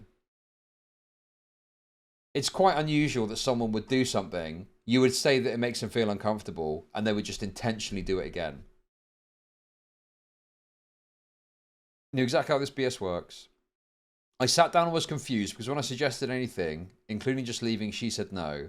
So I was puzzled and started to become concerned. Trying to go on a weird dirt patch, I eventually asked if she'd like to go for a walk since she wouldn't leave. And in no way did I want to go on an hour-long dinner with this woman. We went on a walk. My neighbourhood doesn't have sidewalks and cars were passing by close, so I suggested we walk in the small park near my place instead of the dark street with no visibility.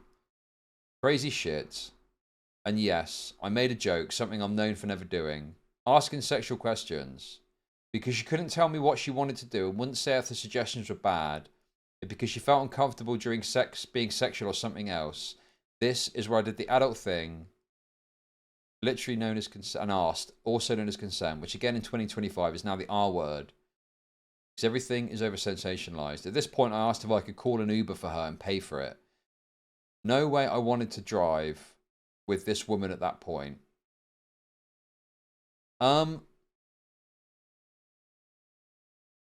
Well, yeah. What it sounds like is, you know, a bad date. There's an effort to try and make the most of it. going to some fucking park and being like, oh, don't worry, I'm not going to rape you there, even though it looks like a rape thing. I mean, it's just like a stupid, retarded joke. Like, what? Yeah. I don't know what, like, obviously it's a stupid, misguided, dumb joke on a shitty date. I don't know what you're really supposed to make of that. You know, the fact that she's acting like she could be serious. At this point, I asked if I could call an Uber. Right. Also, the fact that he called an Uber as well. Hardly particularly rape-worthy, is it?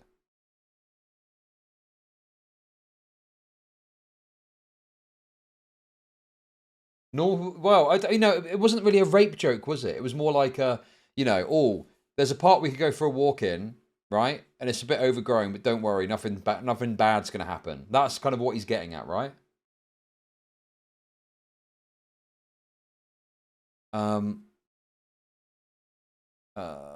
Obviously, I'm not surprised now. And now I guess the Uber driver was a creep too. Maybe she just can't operate in society. Shocked. Asked her on a second date.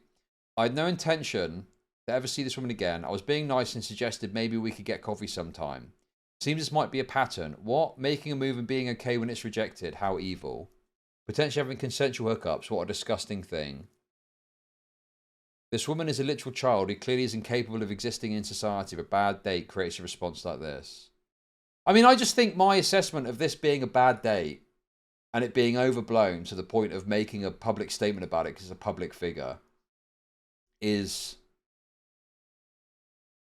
the most kind of like reasonable assessment of this based on all the information, right?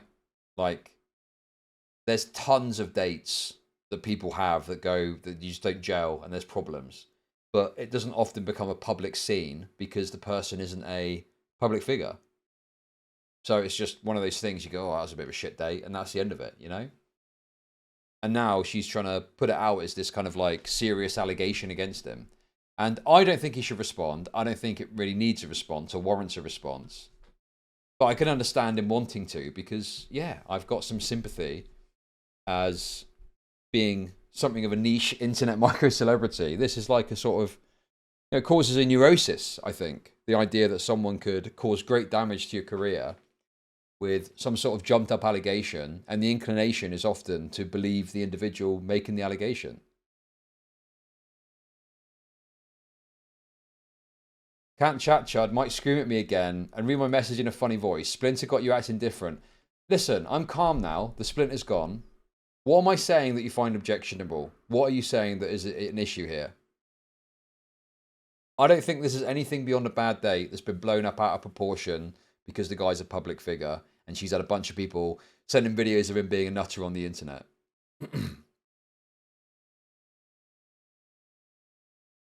And because of people like her, I now have literally recorded consent for every sexual experience since last year because our culture is insane right now. Can I fuck you?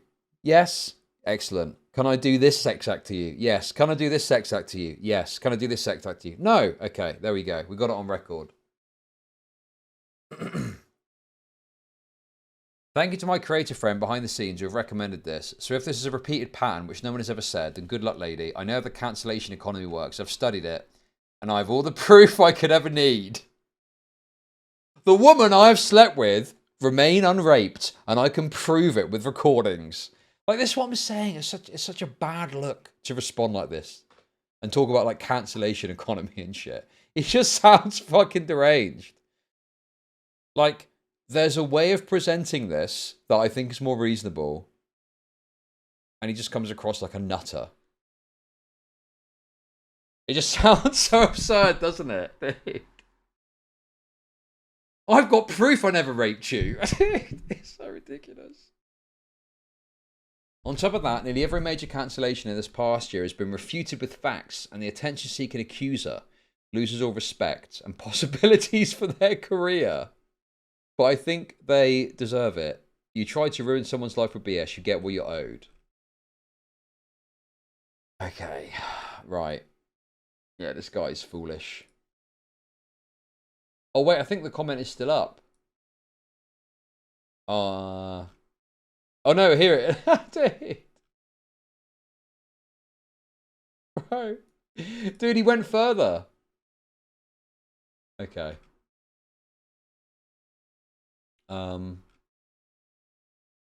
Recommended it, you'll get a road.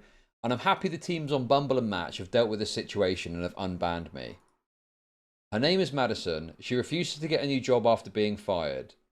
Her last date, dude, this isn't like a dox, it's only a first name. I don't think that's necessarily like a dox per se, because it's not personally identifiable. But it's still pretty nutty to just say their name like this. Bro. Madison's a bitch! Her last date was 2 years ago and told me she doesn't trust men. I should have taken all the red flags and ran. Girl, you're reading this. We had an awkward date. I hated it. You hated it. I tried to make a move and you said no. Ended at that. I didn't go to dinner because you were unable to hold a conversation and I didn't want to sit across from you. So, this, I feel, is a bit, like, obnoxious. Like, you tried to hook up with her and now you're trying to do the whole, I wouldn't even go on a date with you. Yeah, but you wanted to fuck her. So, what is this you're saying now?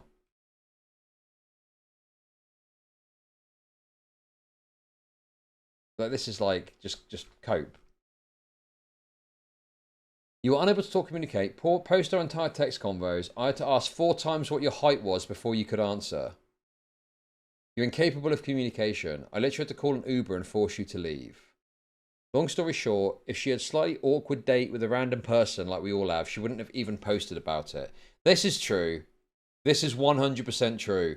If this was with some regular non-online person, you would never hear about this.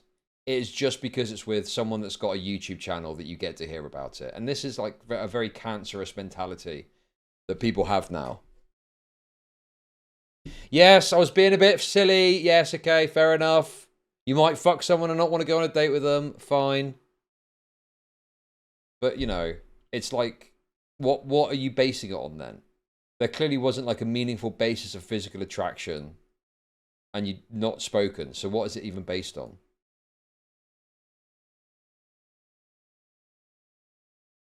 But since I have a large following, she did. It was an awkward date, nothing else. I asked for consensual things. She said no, we moved on.